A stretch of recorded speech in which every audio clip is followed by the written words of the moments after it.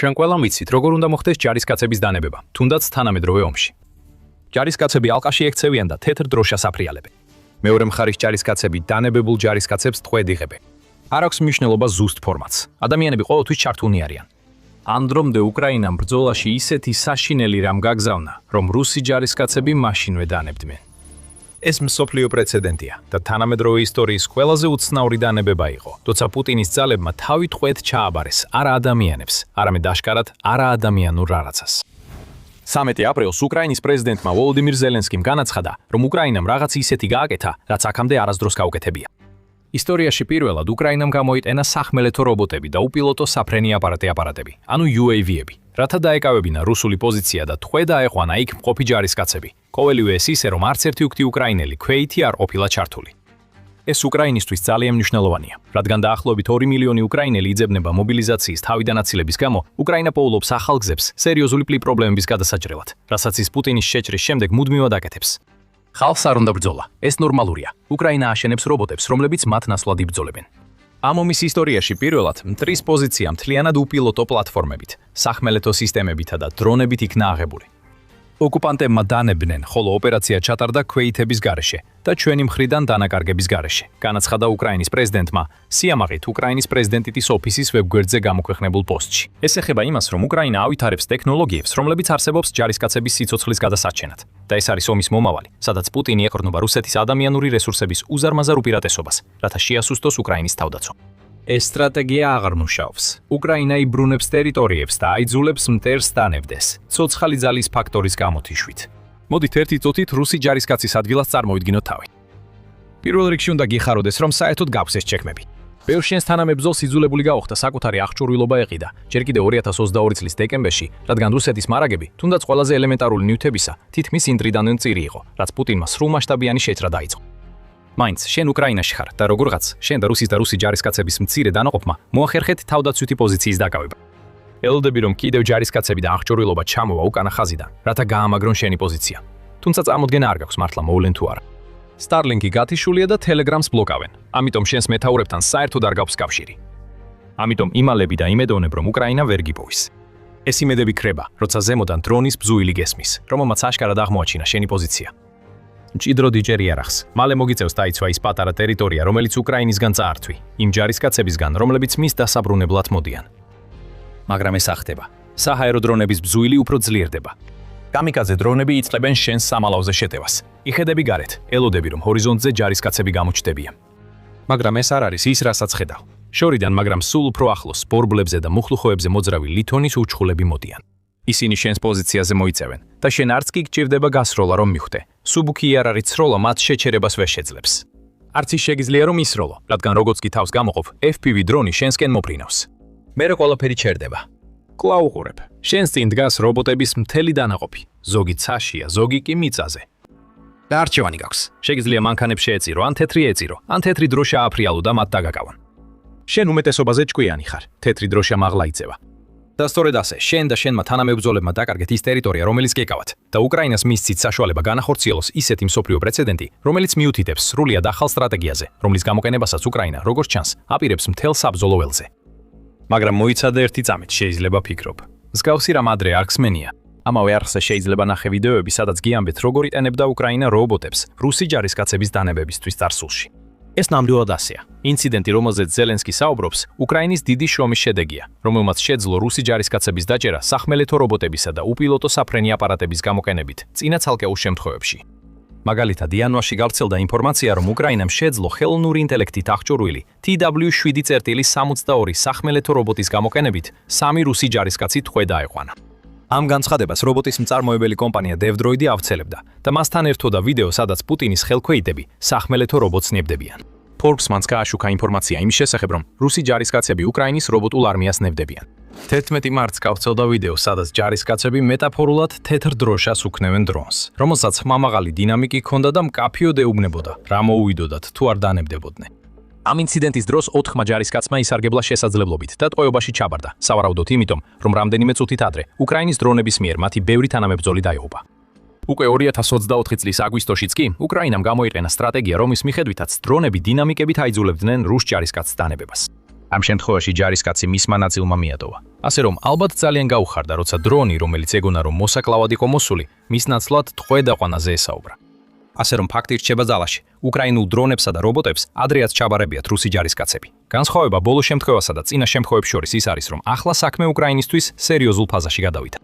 ამ დროამდე ყველა ჩაბარება ცალკეული შემთხვევა იყო და უკრაინას საკუთარ ტერიტორიაზე მნიშვნელოვანი წარმატებისთვის არ მიუღწევია. მაგრამ ეს ბოლო შემთხვევა განსხვავებულია. და განსხვავება ისაა, რომ უკრაინა მიძულებული გახადა რუსი ჯარისკაცები დანებებულიყვნენ და ასევე გამოიყენა როგორც დრონები, ისე სახმელეთო რობოტები იმ ტერიტორიის დასაბრუნებლად, რომელსაც ეს ჯარისკაცები აკონტროლებდნენ. ზელენსკიმ ზუსტად არ გაამხილა, სად მოხდა ტერიტორიის გათავისუფლება, თუმცა ყველაზე სავარაუდოა, რომ ეს სამხრეთში მოხდა. უკრაინა სამხრეთში კონტრშეტევაზეა გადასული იანვრის ბოლოდან და ამან საშუალება მისცა დაებრუნებინა დაახლოებით 480 კვადრატული კილომეტრი, ანუ დაახლოებით 195 კვადრატული მილი თავისი მიწიდან. ახლა შეგვიძლია დავამატოთ ის მიწებიც, რომლებიც უკრაინის დრონებმა და სახმელეთო რობოტებმა ახლახან გაათავისუფლეს. ეს ყველაფერი კი არც ერთი ქვეითი ჯარისკაცის დახმარების გარეშე მოხდა. ზელენსკი სწრაფად გამოეხმაურა უკრაინის რამდენიმე რობოტულ სისტემას, მათ შორის ვოლაიას, ტერმიტს, არდალს, რატელს, პროტექტორსა და სნეიქს. მან არ თქვა, ამ სისტემებიდან რომელი, თუ საერთოდ რომელიმე, იყო ჩართული იმ მსოფლიოში პირველ ასეთ ოპერაციაში, რომელიც უკრაინამ ახლახან მოახერხა, მაგრამ მან კიდევ ერთი ძალიან საინტერესო რამ აღნიშნა. უკრაინის რობოტები მხოლოდ ტერიტორიებს კი არ იბრუნებენ. ეს მანქანები აქტიურად იცავენ სიცოცხლის ფრონტზე. ზელენსკის თქმით, უკრაინის რობოტულ სისტემებს ომის ბოლო 3 თვის განმავლობაში 22,000 მისია აქვთ შესრულებული. ყველა შემთხვევაში ამ რობოტებს დაევალათ შესულიყვნენ ისეთ ადგილებში, სადაც ადამიანებს მოუწევდათ საკუთარი სიცოცხლის რისკის ქვეშ ყოფნა. უკრაინის მიერ ტერიტორიების დაბრუნება რობოტების გამოყენებით მხოლოდ ერთი მაგალითია. უკრაინის სახმელეთო მეტალის მანქანები ასევე ახორციელებენ სამაშველო და ლოგისტიკურ ოპერაციებს, რის შედეგადაც სიცოცხლეები იხსნება. სხვა სიტყვებით რო ვთქვათ, სიცოცხლე 22,000-ზე მეტჯერ იქნა გადარჩენილი. ყველაზე საშიშ ადგილებში ჯარისკაცის ნაცვლად რობოტი შევიდა. ეს ეხება მაღალ ტექნოლოგიებს, უმაღლესი ღირებულების, ადამიანის სიცოცხლის დასაცავად, განაცხადა ზელენსკიმ, როდესაც უკრაინის გამოჩეული მიღწევის შესახებ ამბავს ავრცელებდა. რასაც ახლა ვიწყებთ დანახვას არის სრული გარდაქმნა იმისა, რას ნიშნავს ბრძოლა უკრაინის შიგნით. რუსეთი ამისთვის მზად არ იყო. როდესაც პუტინმა დაიწყო თავისი შეჭრა, მას ეგონა რომ ცოცხალი ძალა და ტრადიციული ტექნიკა საკმარისი იქნებოდა ომის მოსაგებად. მაშინაც კი როცა მისი საწყისი სპეციალური სამხედრო ოპერაცია ჩავარდა, პუტინს ეგონა რომ გამოფიტვის ომზე გადასვლა გამოიწორდა უკრაინის არმიის გამოფიტვას და გაქრობას ამ დროისთვის. კიდე 2025 წლის სექტემბერშიც კი ომის კვლევის ინსტიტუტი იუწყებოდა, რომ პუტინს სჯეროდა რუსეთი შეძლებდა უკრაინაზე, მის დრონებსა და მთელ დასავლურ მხარდაჭერაზე მეთხანს გაძლებას, რომელსაც ქვეყანა იღებდა. უკრაინაში 700,000 რუსი ჯარისკაცის ყოფნა გამარჯვების მთავარ გასაღებად მიიჩნეოდა.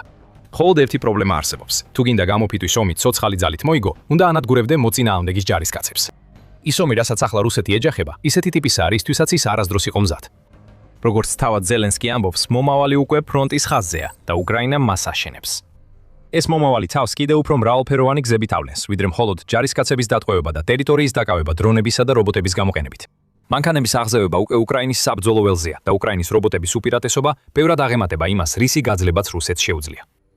სანამ ამ თემაში უფრო ხმად შევალთ, შეგახსენებ, რომ თქვენ უყურებთ The Military Shows. თუ ახსე ჯერ არ გაქვს გამოწერა, ეხლა იდეალური დროა რომ დააჯიროთ ხილაკს. თითოეული თვის გასვლასთან ერთად უკრაინაში რობოტები და დრონები უფრო მეტს აკეთებენ.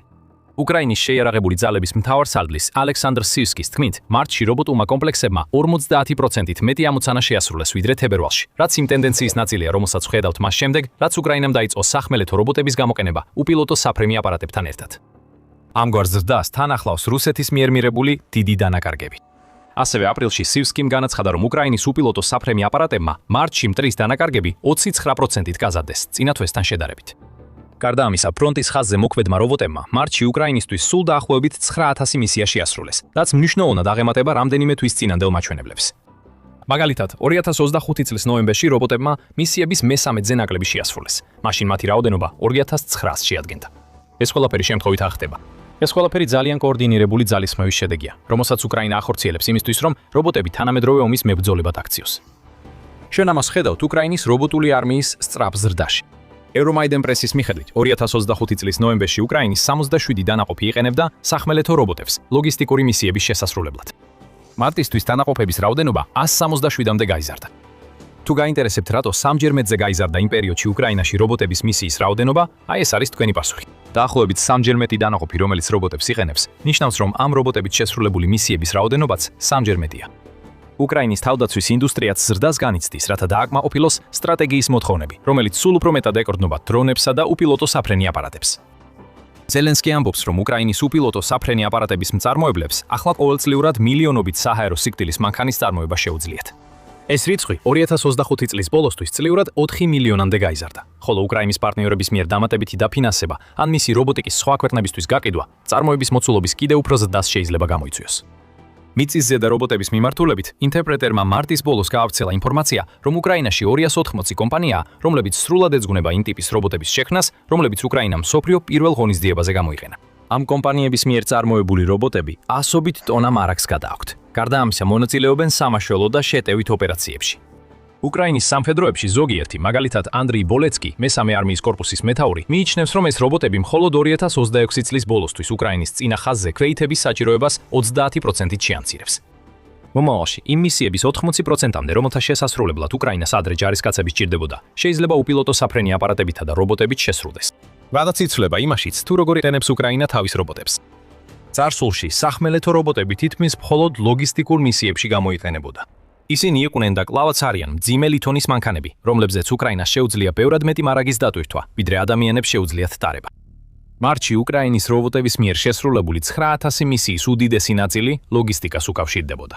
თუმცა თუ აპრილში ტერიტორიისა და რუსი ჯარისკაცების დაკავებამ რამე გვაჩვენა, ეს არის ის, რომ უკრაინა ცდილობს თავისი სახმელეთო რობოტები ისეთივე ეფექტური გახადოს შეტევით ძალად, როგორც ისინი ლოგისტიკური თვალსაზრისით არიან.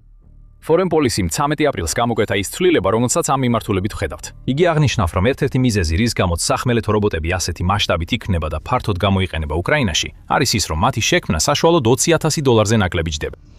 კონტექსტისთვის, უკრაინელი ჯარისკაცი, რომელიც ფრონტის ხაზზე მუშაობს, თვეში დაახლოებით $2,500 იღებს, იტყობინება ახალი უკრაინის ხმა. უკრაინა. მხოლოდ 8 თვეში სახმელეთო რობოტი უფრო ეკონომიური ხდება, ვიდრე ჯარისკაცი. და ეს ყველაფერი მაშინაც კი როცა არ ვითვალისწინებთ დამატებით ხარჯებს, რომლებიც ფრონტის ხაზზე მყოფი ჯარისკაცის მომზადებასა და აღჭურვას სჭირდება. ეს ხარჯები ათასებს უმატებს წლიურ ბიუჯეტს, რათა ჯარისკაცი მოქმედებაში დარჩეს. რაც შეეხება სახმელეთო რობოტს, მას არ სჭირდება არც საკვები, არც мотиваცია, არც ტანსაცმელი და არც მომზადება. მას მხოლოდ ოპერატორი სჭირდება, რომელსაც სამიზნე ჰყავს. ყველაფერი დანარჩენი $20,000 პაკეტში ამოქცეული, შესაძლოა რამდენიმე $1 დაემატოს, თუ რობოტს ასაფეთქებელი ნივთიერებები ან საბრძოლო ოპერაციებში გამოსაყენებელი მიმაგრებული თოფი აქვს. უკრაინის რობოტებზე დაფუძნებულ სტრატეგიას გარკვეული უარყოფითი მხარეებიც აქვს, რასაც უკვე ვხედავთ. რუსეთის რადიოელექტრონული ბრძოლა, ანუ EW, ერთ-ერთი მათგანია. უკრაინის რობოტებს აქვთ პროგრამული უზრუნველყოფა და ეს პროგრამა ხშირად ყოველთვიურად საჭიროებს განახლებას, რათა წინააღმდეგობა გაუწიოს რუსეთის მიერ ბრძოლის ველზე შემოტანილ ახალ რადიოელექტრონული ბრძოლის საშუალებებს. როდესაც უკრაინაში სასიკვდილო ზონები თავად უკრაინის მოქმედებით ფართოვდება, რობოტები და უპილოტო საფრენი აპარატები უნდა მოდოფიფიცირდეს, როგორც კი ისინი თავიანთ ნაწილებში ჩადიან. მეორე პრობლემა მისაღებია. უფრო დიდი სასიკვდილო ზონები ნიშნავს, რომ მეტი რუსი ჯარისკაცი იღუპება მანამდე, სანამ ისინი მიუახლოვდებიან იმ წინა ხაზის პოზიციებს, რომელსაც უკრაინა იცავს. დანაყოფები ალბათ სიამოვნებით გააკეთებენ რამდენიმე მოდიფიკაციას. თუ ეს ნიშნავს, რომ რუსულ ძალებს მოუწევთ კიდევ უფრო მეტი მილის გავლა დრონებით სავსე ტერიტორიაზე, სანამ შეტევას დაიწყებენ. მიუხედავად უარყოფითი მხარეებისა, აშკარაა, რომ უკრაინის დრონებისა და რობოტების უპირატესობა რუსეთის მიმართ იზრდება და ჩვენ უკვე ვიწყებთ ამ ეფექტების დანახვას. უკრაინის საბრძოლო ველზე და თავად რუსეთის ტერიტორიაზეც უკრაინის რობოტული არმია ქაოსს ქმნის. დახვედრების იძულება და ტერიტორიის დაკავება მხოლოდ უზარმაზარი აისბერგის წვერია. თვითონ რუსეთის ტერიტორიაზე უკრაინა იყენებს თავის შორმანძილზე მოქმედ დრონებს რუსეთის ნავთობის ინდუსტრიის დასაზიანებლად. მარტიდან აპრილის ჩათვლით რუსეთის ბალტიის ზღვის პორტებზე განხორციელებულმა თავდასხმების სერიამ გამოიწვია ის, რომ რუსეთმა დაკარგა წვდომა ობიექტებზე, რომლებიც Fortune-ის მიხედვით მისი ნავთობის ექსპორტის დაახლოებით 45%-ს ამუშავებენ. მხოლოდ პრიმორსკში, რომელიც ბალტიის ზღვის ორ პორტთაგან ერთ-ერთია, უკრაინის დრონების იერიშებმა გამოიწვია $200 მილიონი ღირებულების რუსეთის ნავთობის დაწვა. და ეს იმ შემთხვევაშიც კი, როცა არ ვითვალისწინებთ $100 მილიონი ღირებულების ნავთობს, რომელიც უკრაინის იერიშების შედეგად ვეღარ ტოვებს ამ პორტს ან ოსლუგას ნავთობის ტერმინალს. უკრაინის შიგნით ბრძოლის ველზეც რეკორდები ირღვევა. 22,000 მისია 3 თვის განმავლობაში და მხოლოდ მარტში 9,000 მისია, ორივე ახალი რეკორდია. და იმ ინციდენტთან ერთად, რომელზეც უკვე ვისაუბრეთ, მსოფლიო მასშტაბით უპრეცედენტოა. შორმანძილზე მოქმედი დრონების მხრივაც, უკრაინამ ასევე დაადგინა რეკორდი დაფარული მანძილით. ზელენსკიმ გაამხილა, რომ ყველაზე შორ მანძილზე, რაც უკრაინულმა დრონმა მიზნამდე დაფარა, ეხლა 1750 კილომეტრია. ანუ უკრაინის საზღვრიდან ცოტა მეტი ვიდრე 1080 მილი. კიდევ მეტი იქნება, გააფრთხილა ზელენსკიმ. რუსეთს მოუწევს ამ ფაქტთან შეგუება, რადგან იცის, რომ უკრაინას შეუძლია უფრო ღრმად დაარტყას მის ტერიტორიაზე, ვიდრე ოდესმე. ავტომატიზაცია ყველგანაა, უკრაინის დრონებისა და რობოტების არმიაშიც. მოდით მაგალითად ჰორნეტის დრონი ავიღოთ. 14 აპრილს United 24 მედიამ გაავრცელა ინფორმაცია, რომ უკრაინის ჰორნეტები, რომლებიც ხშირად ცნობილია როგორც FPV დრონები ან ბარაჟირებადი საბრძოლო მასალები, აღჭურვილია ავტომატური დამიზნების სისტემებით, რაც მათ საშუალებას აძლევს დაარტყან და შეუტიონ რუსულ სამიზნეებს დრონის ოპერატორის ჩარევის გარეშე. ეს ახალი დრონები სხვა მრავალს უერთდება, რადგან ახლა უკრაინა ფრონტის ხაზზე დაახლოებით 30%-ით მეტ საბრძოლო დრონს იყენებს, ვიდრე რუსეთი. აქ ჩვენ ხედავთ საგრძნო წინსვლას, რომელიც თითქმის ისე ჩანს, თითქოს ერთ ღამეში მოხდა. ასე არ არის. წლებია უკრაინა აშენებს და აუმჯობესებს. ის მუდმივად ავითარებს დრონების ახალ ტიპებს და მისი თავდაცვის ინდუსტრია იმდენად გაიზარდა, რომ ბევრ სხვა ქვეყანას შურს. 2026 წელი უბრალოდ ის დროა, როცა ეს ყველაფერი შედეგს გამოიღებს და რუსეთს ამ პუტინს არაფრის გაკეთება არ შეუძლია. რას გვიჩვენებს ის ფაქტი, რომ უკრაინამ მოახერხა და რუსი ჯარისკაცები აიძულა, თანამედროვე სამხედრო ისტორიის ყველაზე უცნაური და უპრეცედენტო დანებება ეღიარებინათ. თავად ეს მოვლენა გამორჩეულია. შეგვიძლია ვთქვათ, რომ ეს ერთგვარი გეგმაა, რადგან რუსეთი სულ უფრო მეტად ეყრდნობა შეღწევის ტაქტიკას, როდესაც მცირე ქვეითი დანაყოფებით ცდილობს უკრაინის ტერიტორიაზე დროებითი კონტროლის დამყარებას. უკრაინამ ახლახან გამოიყენა უპილოტო საფრენი აპარატებისა და სახმელეთო რობოტების კომბინაცია ქვეითების გარეშე გათავისუფლების ოპერაციაში, რაც შეიძლება სტანდარტად იქცეს მსგავსი მისიებისთვის ფრონტის ხაზის მასშტაბით. სადაც რუსეთის პოზიციები ბოლომდე მყარი არ არის და ეს ასეა ბევრი ადგილას, სადაც შეღწევით მოქმედებენ. უკრაინას ახლა აქვს ახალი არჩევანი, რომელიც გამორიცხავს საფრთხეს მისი ქვეითებისთვის და უკვე ეფექტურადაც დამტკიცუცდა. რუსეთი დრონების ომის პირდაპირ საფრთხის წინაშეა. ეს იარაღი მზადაა, ვაზნები ჩადებულია. ახლა ის მზადაა პირდაპირ პუტინისა და მისი თანამზრახოლების სახეში გაისროლოს. მიწის რობოტები გადაადგილდებიან ბრძოლის ველზე, იჭერენ ჯარისკაცებს, ევაკუაციას უტარებენ უკრაინელ ჯარისკაცებს და ამარაგებენ მათ. უპილოტო საფრენი აპარატები ანადგურებენ რუსეთს ფრონტზე, განადგურების ზონებში, უკანა ხაზებზე და თვით რუსეთშიც კი. უკრაინას მეტი დრონი აქვს, უკეთესი ტექნოლოგია, უწყვეტი მხარდაჭერა და რაც მთავარია, მას აქვს მიზეზი, რომ ბრძოლა გააგრძელოს. რუსი ჯარისკაცები რობოტებს ნებდებიან, რადგან ისინი ჩაფლულნი არიან ომში, რომელშიც ყოფნა არ სურთ. უკრაინის ახალი საბრძოლო მიდგომა ისედაც ჯოჯოხეთურ ომს აუტანელს ხდის იმ ჯარისკაცებისთვის, რომლებსაც პუტინი წინა ხაზებზე ძალით აგზავნის. ამ წუთებში დონეცკის რეგიონში მყოფი რუსი ჯარისკაცები საკუთარ თავზე გრძნობენ, რამდენად დიდი გახდა უკრაინის რობოტების უპირატესობა. დონეცკში რაღაც ძალიან ცუდად მიდის რუსეთისთვის. 9000 მისია 30 დღეში. ეს არის ბოლო მთავარი ამბავი უკრაინის ომიდან, რადგან უკრაინამ რუსეთს ისეთი რამ გაუკეთა, რომ ეს ისტორიაში შევა. რუსეთი მუხლებზე დგას. უკრაინის სახმელეთო დრონებმა იქ დააგანეს. რაც ახლა უკრაინას აქვს, ეს არის უსიცოცხლო იარაღების არმია, რომელიც რუსეთს სისხლს ასამს და იქნება გამარჯვების გასაღები პუტინის სულ უფრო დასუსტებულ ძალებზე. რობოტების ტალღა რეალურია. პუტინი რეალურ ცხოვრებაში მანქანების აღზევებას თვალებში უყურებს. მარტი უკრაინისთვის მიწის ზედა რობოტების მიმართულებით უზარმაზარი თვე იყო, რადგან მან ყველა წინა რეკორდი მოხსნა ამ ინოვაციური ტექნოლოგიის გამოყენებაში რუსეთთან ომში.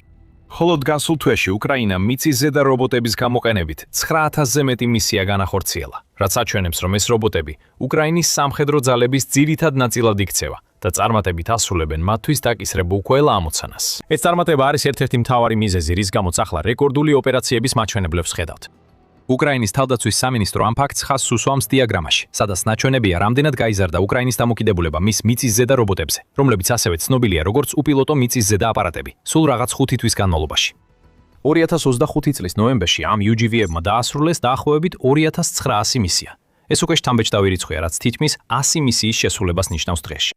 მაგრამ ეს ასევე იყო მხოლოდ ადრეული ნიშანი იმ უზარმაზარი UGV-ების ტალღისა, რომის გამოშვებასაც უკრაინა ამზადებდა ომში. დეკემბერში ერთ თვეში შესრულებული სახმელეთო რობოტების მისიის რაოდენობა თითქმის გაორმაგდა, რადგან უკრაინის UGV-ებმა 5200-ზე მეტი დავალება შეასრულეს. იანვარში თვეში შესრულებულ UGV-ების საერთო რაოდენობას კიდევ 2000-ზე მეტი მისია დაემატა. და მიუხედავად იმისა, რომ თებერვალში შედარებით სიმშვიდე იყო, რადგან UGV-ების მისიის ზრდა მხოლოდ 400-ით განისაზღვრა და ჯამში 7900 გადააჭარბა, მარტში უკრაინამ კვლავ მნიშვნელოვნად გაზარდა UGV-ების გამოყენება. 9000 მისია ერთ თვეში.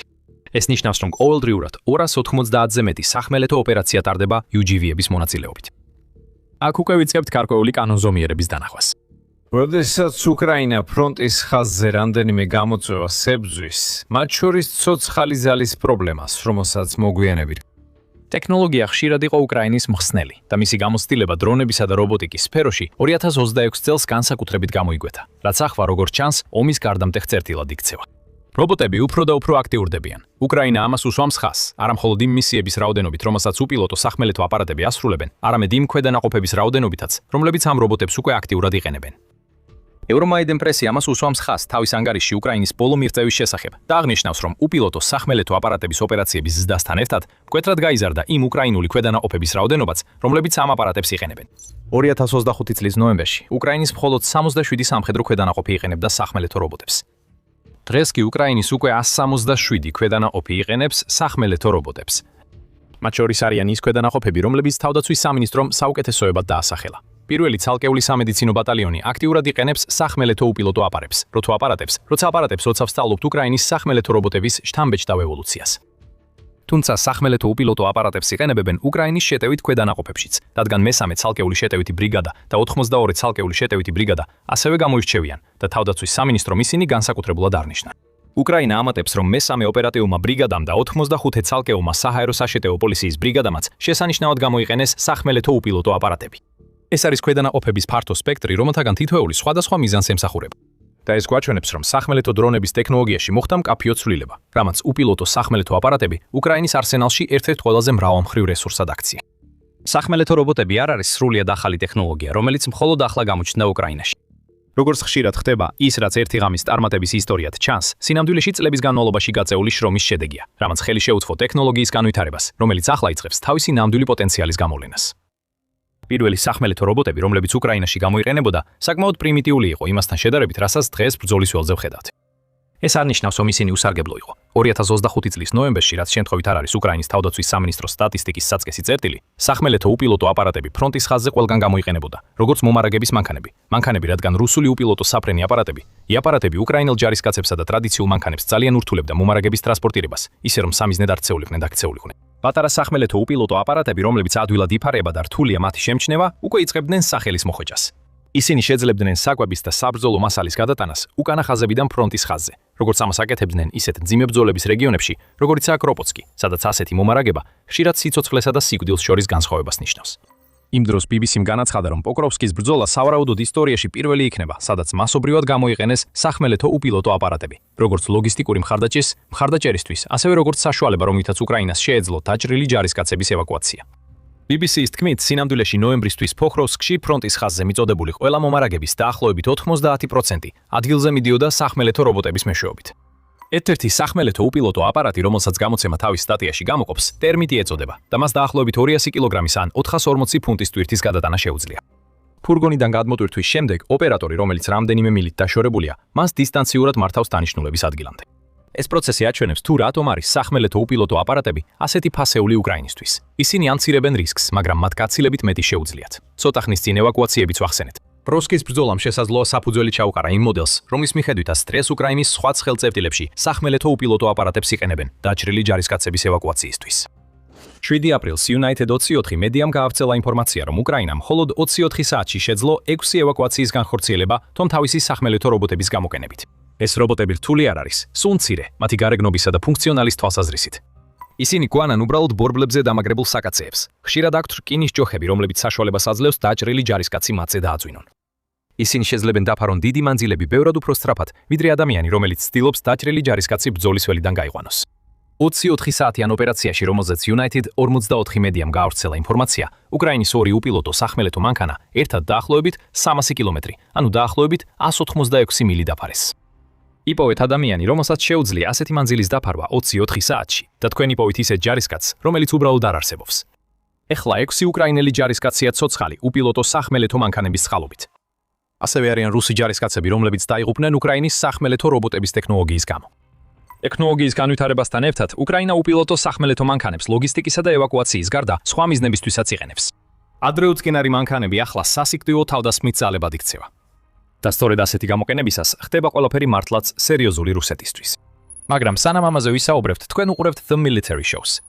თუ ჯერ არ შეახართ გამოწერილი, ეხლა იდეალური დროა ამის გასაკეთებლად, რათა არც ერთი ჩვენი ვიდეო არ გამოგსჭეთ. 2026 წელს უკრაინამ დაიწყო მასშტაბური კამპანია შეიარაღებული უპილოტო სახმელეთო მანქანების განთავსებისთვის.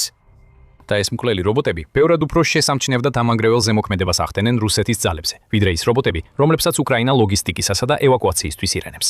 უკრაინის ინოვაციურობისა და იმ ყველაფრის გამოყენების უნარის კომბინაცია, რაც ხელთავს სასიკვდილო იარაღების შესაქმნელად, აქ განსაკუთრებულად გამოიკვეთა. BBC უწყება, რომ უკრაინის K2 ბრიგადა, რომელიც როგორც ამბობენ, პირველი იყო, ვისაც სპეციალური უპილოტო სახმელეთო მანქანების ბატალიონი ჰყავს, კალაშნიკოვის ტყვიან მფქვევებს ამაგრებს თავის სახმელეთო რობოტებზე. როგორც ოლექსანდრ აფანსაევი, რომელიც K2 ბრიგადის უპილოტო სახმელეთო მანქანების ბატალიონს ხელმძღვანელობს, აღნიშნავს, ისინი ცეცხლს ხსნიან ისეთ საბრძოლო ველზე, სადაც კრეიტს შეეშინდებოდა გამოჩენა, მაგრამ უპილოტო მანქანა სიამოვნებით რისკავს თავის არსებობას. წარმოიდგინეთ, რას ნიშნავს ეს რუსი ჯარისკაცების მცირე დანაყოფებისთვის, რომლებსაც ვლადიმირ პუტინი აგზავნის უკრაინის ტერიტორიაზე შეღწევისთვის.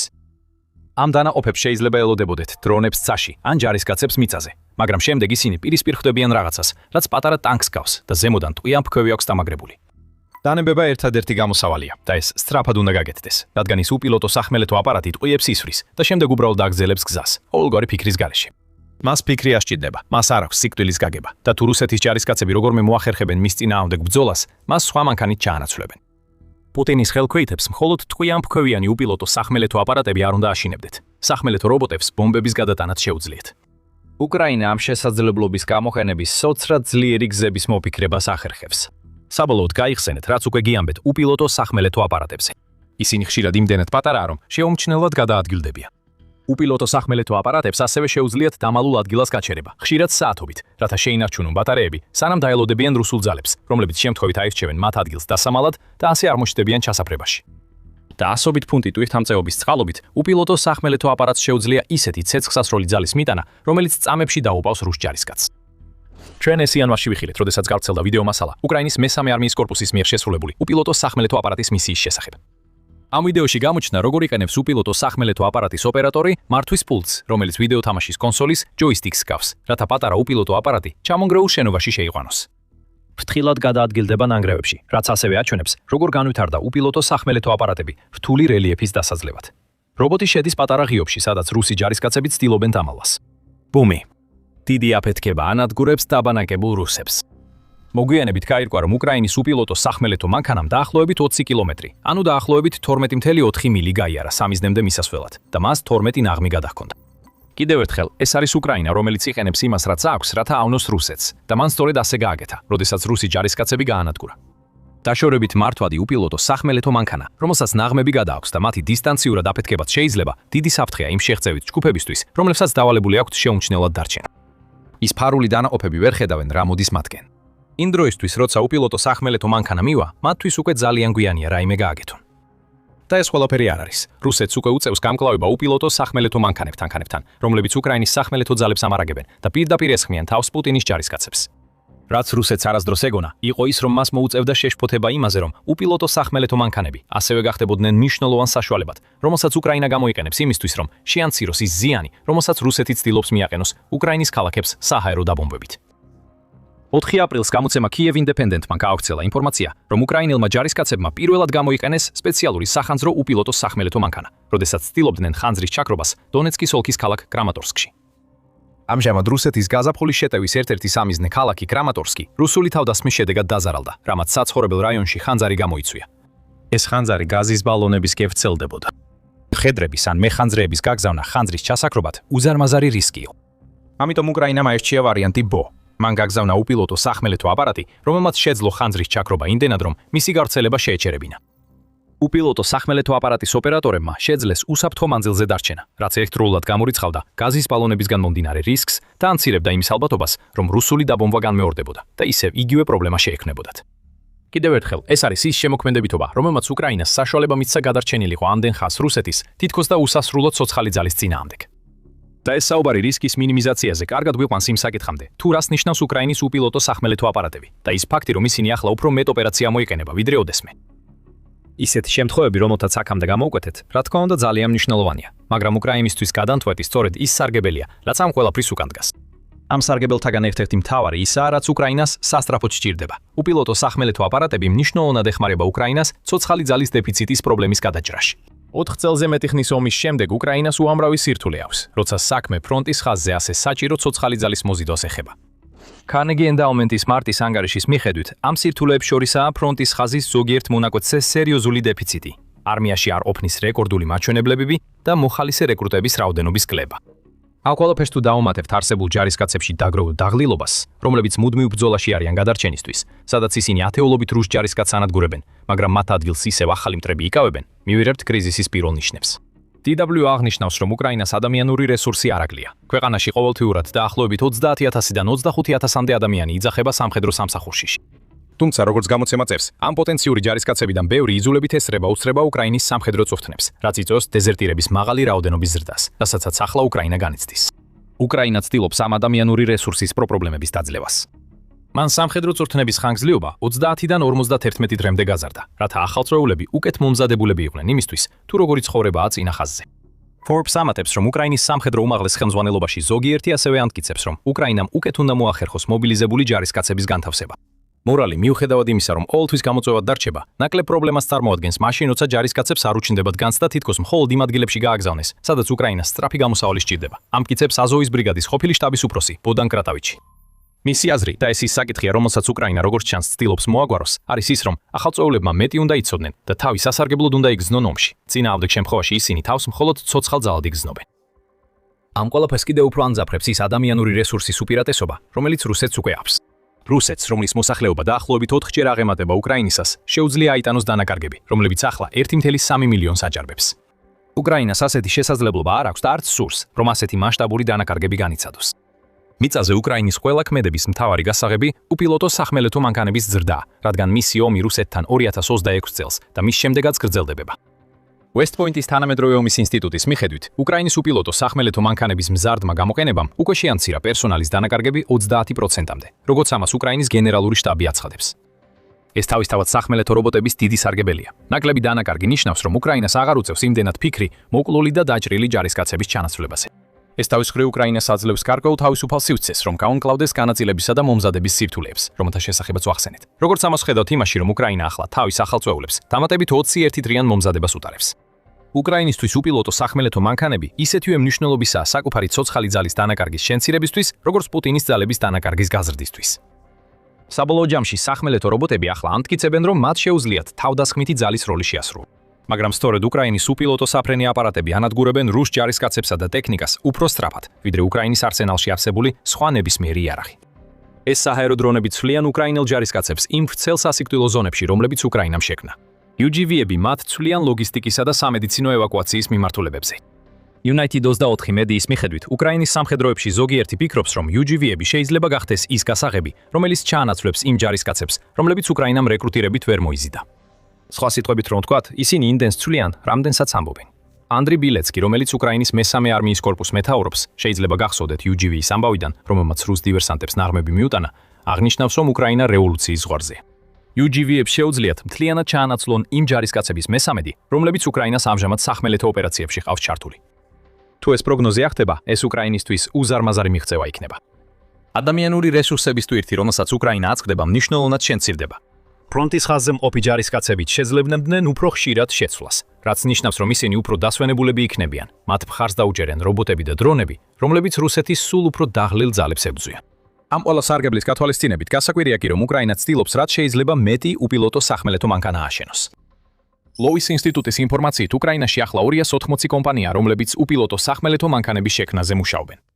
მან 30 მარტის სტატიაში აღნიშნა, რომ უკრაინის მესამე შეტევითმა ბრიგადამ უპილოტო სახმელეთო მანქანები იმდენი ტვირთის გადასატანად გამოიყენა, რომ იგივე რაოდენობის ტვირთის გადასატანად 10,000 ჯარისკაცი იქნებოდა საჭირო. თითოეული მათგანი 20 კილოგრამი ან დაახლოებით 44 ფუნტი აღჭურვილობით. ეს იმდენად დიდი განსხვავება უკრაინისთვის, რომ უპილოტო სახმელეთო მანქანებში ინვესტიცია აუცილებლობაა და არა უბრალოდ სასურველი რამ. ჯეიმსთაუნის ფონდის ინფორმაციით, უკრაინა ახლა გეგმავს მხოლოდ 2026 წელს 20,000-ზე მეტი უპილოტო სახმელეთო მანქანის წარმოებას.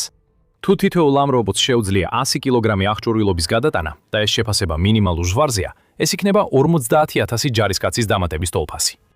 რობოტებს ლოგისტიკური თვალსაზრისით ადამიან ჯარისკაცებზე მეტი შეუძლიათ. ასეთი ეფექტურობა ფასდაუდებელია უკრაინისთვის, რადგან ის ერგება რუსეთის უახლეს მცდელობებს 2026 წლის გაზაფხულისა და ზაფხულის შეტევაში უკრაინის თავდაცვას საზარბაზნე ხორცით დაბომბოს. რუსეთი კარგად აცნობიერებს იმ რისკს, რომელსაც უპილოტო სახმელეთო მანქანები მის გამოფიტვის სტრატეგიას უქმნის. ის ცდილობს უკრაინის უპილოტო სახმელეთო მანქანები თამაშიდან ამოიღოს, რათა უკრაინას აიძულოს გამოიყენოს ცოცხალი ძალა, რომლის დაზოგვაც მას არ სურს.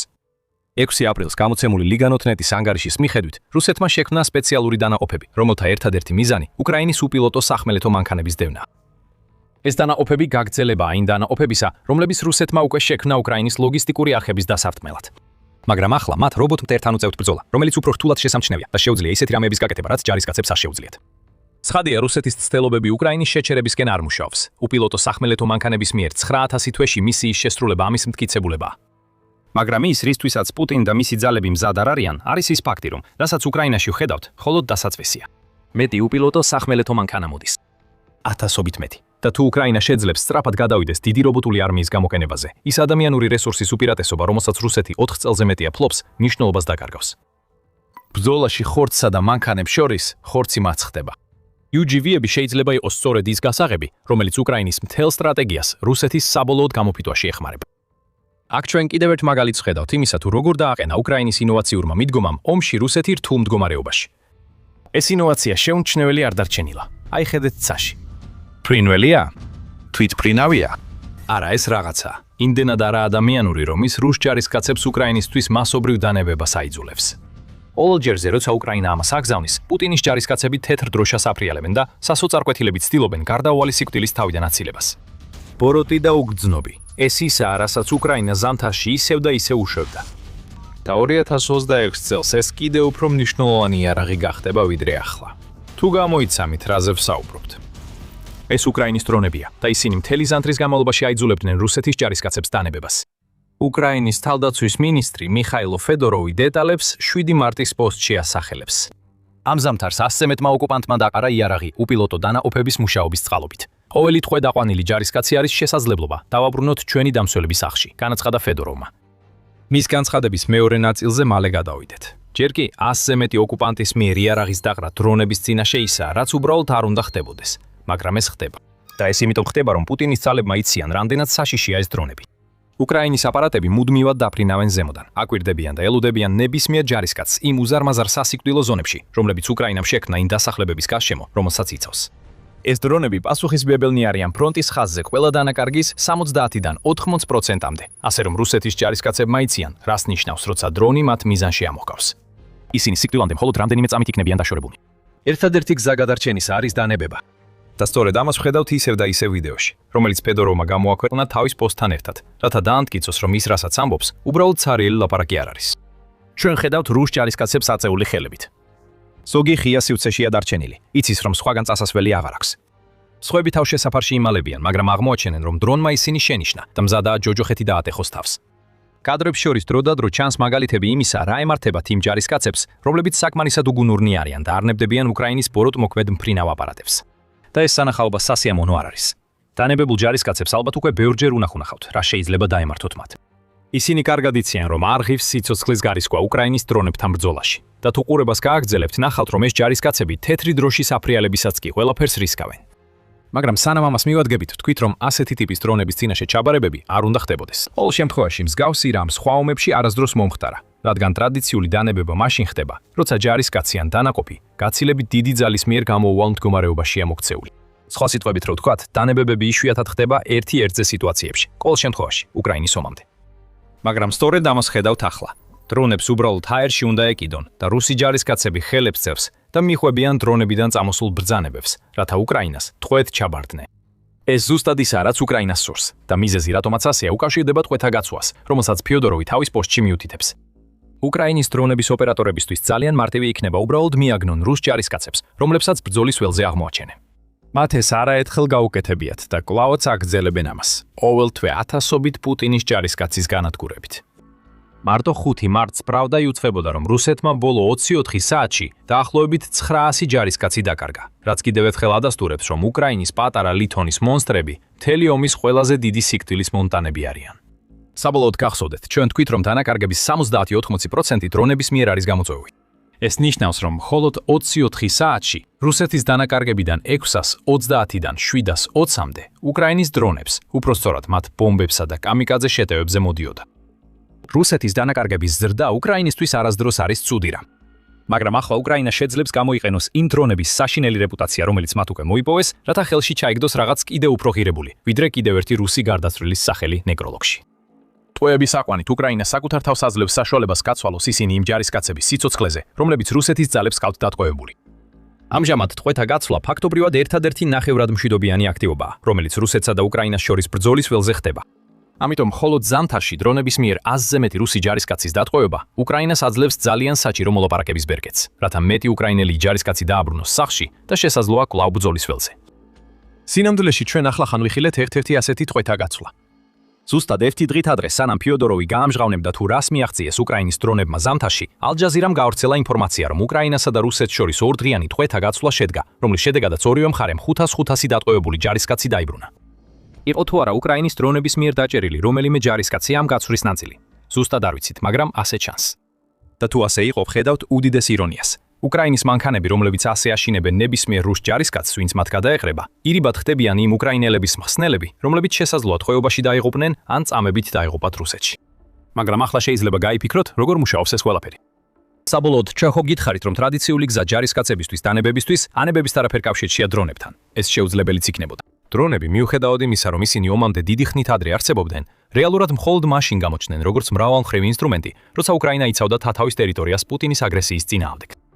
და სწორედ ინოვაციებისა და ახალი დრონების დიზაინის საშუალებით, თავდაცვის გაძლიერებაში შეძლობაში შეძლო უკრაინამ ტყვეების აყვანის შესაძლებლობის განვითარება ისე, რომ მის ჯარისკაცს ტყვეობის მომენტში ადგილზე ყოფნა არ დასჭიროებია.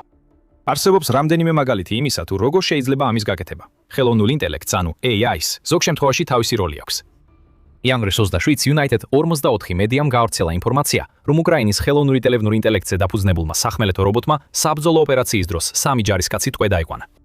საუბარი იყო დროიდ TW7.62-ზე, რომელიც დევდროიდმა ააგო და რომელსაც დისტანციურად მართავდა უკრაინელი ჯარისკაცი, რომელიც ქვეყნის მესამე ცალკეული შეტევითი ბრიგადის წევრი.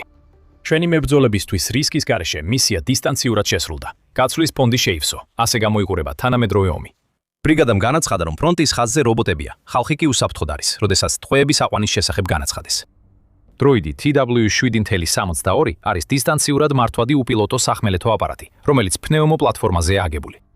ეს საკმაოდ დიდი мотиваცია რუსი ჯარისკაცისთვის, რომ იქვე დანებდეს. უბრალოდ წარმოიდგინეთ დიდი ლითონის ნაგლეჯი, რომელსაც მსუბუქი იარაღით ვერ გააჩერებ. შენსკენ მოდის ტყვიან ფრქვევით, რომელიც წამებში დაგგლეჯს და მიხვდები, რატომ აწევენ ხელებს დაუფიქრებლად. აქ შემოდის ხელოვნური ინტელექტი საქმეში, რადგან დრონი მას იყენებს მიმაგრებული იარაღის სიზუსტისა და სროლის ეფექტურობის გასაუმჯობესებლად. შეიძლება რუსეთის სამმა დანებებულმა ჯარისკაცმა უბრალოდ ნახა, როგორ გაანადგურა უკრაინის სახმელეთო დრონმა მათი თანამებრძოლები უშეცდომო სიზუსტით და გადაწყვიტეს, რომ ასეთ ბრძოლაში მონაწილეობა აღარ სურდათ.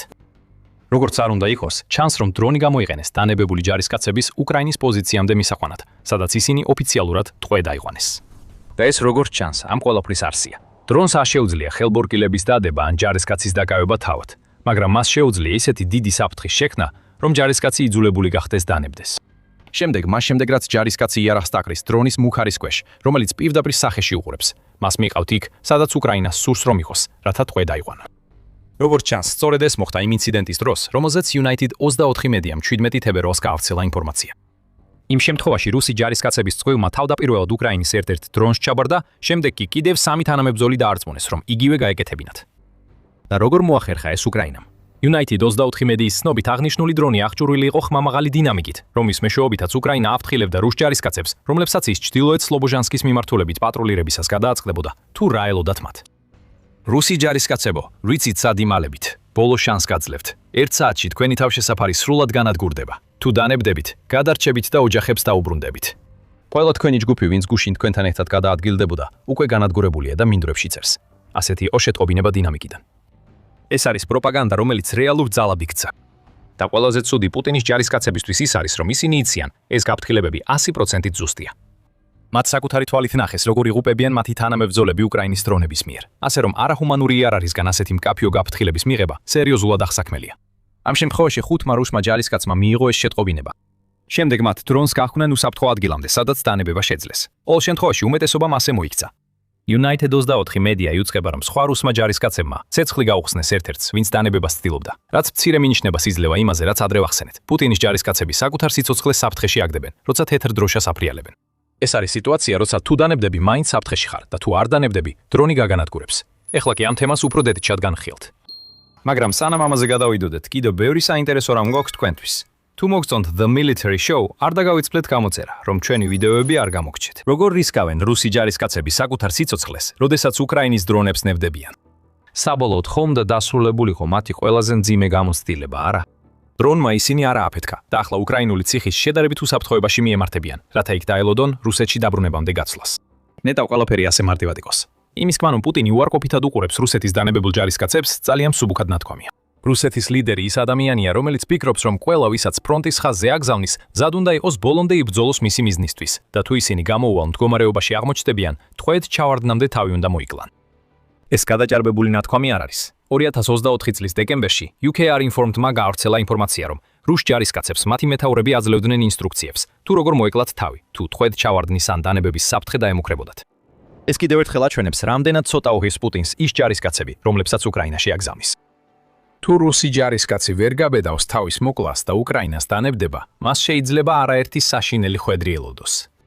ამ ბედებიდან საუკეთესოა ხანგრძლივი პატიმრობა, რომელსაც კრემლი მათ თავს მოახვევს. პუტინისთვის ნებაყოფლობითი დანებება, როგორიც ფიოდოროვის ვიდეოში ვნახეთ, მძიმე სასჯელის ღირსი დანაშაულია. ჩვენ ეს 2025 წლის 15 აპრილს გავიგეთ, როცა Moscow Times-მა გაავრცელა ინფორმაცია, რომ რუსეთმა პირველად ოფიციალურად მიუსაჯა პატიმრობა ჯარისკაცს, რომელმაც ნებაყოფლობით დანებდა უკრაინას. ამ ჯარისკაცს სახელად რომან ივანიშინი, რომელიც უმცროსი სერჟანტი იყო, წაართვეს წოდება და განცხადეს, რომ 15 წლიან სასჯელს მოიხდიდა იმის გამო, რომ უკრაინაში დაღუპვაზე უარი თქვა პუტინის ძალაუფლების ფანტაზიისთვის. ახლა გამოიცანით, რამდენი ხმით ისჯება მკვლელობა რუსეთში. თუ გამოიცანით, რომ სასჯელი შეიძლება იყოს 15 წლამდე, თქვენ გამარჯვებული ხართ. რუსეთის სისხლის სამართლის კოდექსის 115 მუხლის მიხედვით, დამამძიმებელი გარემოებების გარეშე ჩადენილი მკვლელობა ისჯება 6-დან 15 წლამდე ვადით თავისუფლების აღკვეთით. დამამძიმებელი გარემოებებით ჩადენილი მკვლელობისთვის სასჯელი უფრო მაღალია და შეიძლება მოიცავდეს სიკვდილით დასჯასაც კი. მაგრამ ეს არ ცვლის იმ ფაქტს, რომ ივანიშინმა მიიღო სასჯელი, რომელიც ჩვეულებრივ რუსეთის საზოგადოების ყველაზე მძიმე დამნაშავეებისთვის არის განკუთვნილი, მხოლოდ იმიტომ, რომ სცადა უკრაინას ჩაბარება. მაგრამ აი შეიძლება შეძლოს ციხიდან გამოსვლა. ყველაფერი, რაც უნდა გააკეთოს, არის გახდეს ერთ-ერთი იმ 180,000-ზე მეტი მსჯავრდებულიდან, რომლებიც რუსეთმა თავის არმიაში მიიზიდა, რაც როგორც ჩანს, კიდევ ერთ შანსს მისცემს მას ჩაბარდეს. კრემლი ალბათ იგივე შეთავაზებას არ გაუკეთებს ივანიშინს, რასაც თავის სხვა დამნაშავეებს თავაზობს. თუ რა თქმა უნდა არ სურს შექმნას ისეთი გარემოება, სადაც ჯარისკაცი კიდევ უფრო მძიმე ბედს შეხვდება, ვიდრე უკვე აქვს. საბოლოო ჯამში შეიძლება ითქვას, რომ ივანიშინი ერთ-ერთი იღბლიანთაგანია. ის დააპატიტიმრეს იმის გამო, რომ უკრაინას ჩაბარებას ცდილობდა. სხვა რუსი ჯარისკაცები კი იღუპებია. ეს ომის განმავლობაში რამდენჯერმე გვინახავს. ივლისში მილიტანი ერთ-ერთ ასეთ შემთხვევაზე წერდა, როცა ერთმა რუსმა ჯარისკაცმა მეორეს ესროლა, როდესაც ის უკრაინას ჩაბარებას ცდილობდა. უკრაინის ერთ-ერთმა დრონმა მთელი ეს შემთხვევა ზემოდან დააფიქსირა. შესაძლოა სწორედ ამ დრონის მეშვეობით ცდილობდა უკრაინა დაჭრილი ჯარისკაცის ჩაბარებაზე დარწმუნებას.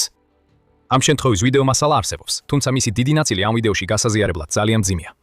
მაგრამ თუ ვიდეოს უყურებთ, დაინახავთ, როგორ ესვრიან დანებებულ ჯარისკაცს შორიდან ერთხელ, რის შედეგადაც ის მიწაზე ეცემა.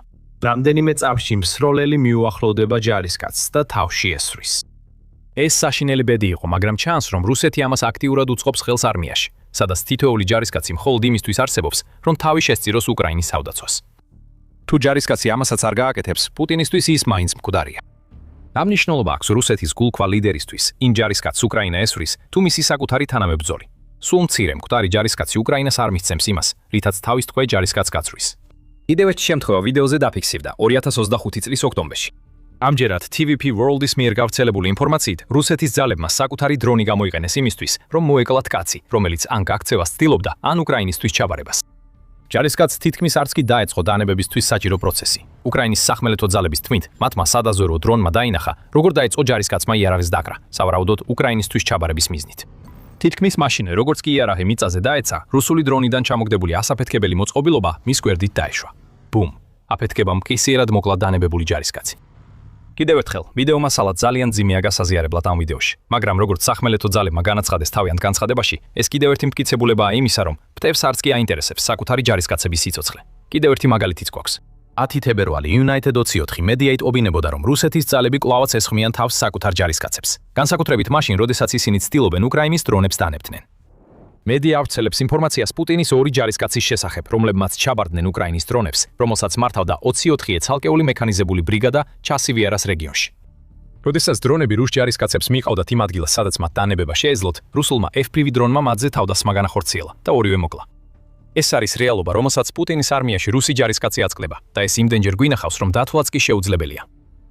მაგრამ ეს გვიჩვენებს, რომ პირობები, რომელშიც პუტინი აიძულებს თავის ჯარისკაცებს იცხოვრონ, იმდენად საშინელია, რომ ისინი მაინც მზად არიან ყველაფრის რისკზე წასასვლელად, როცა უკრაინის დრონი მათ შანსს აძლევს.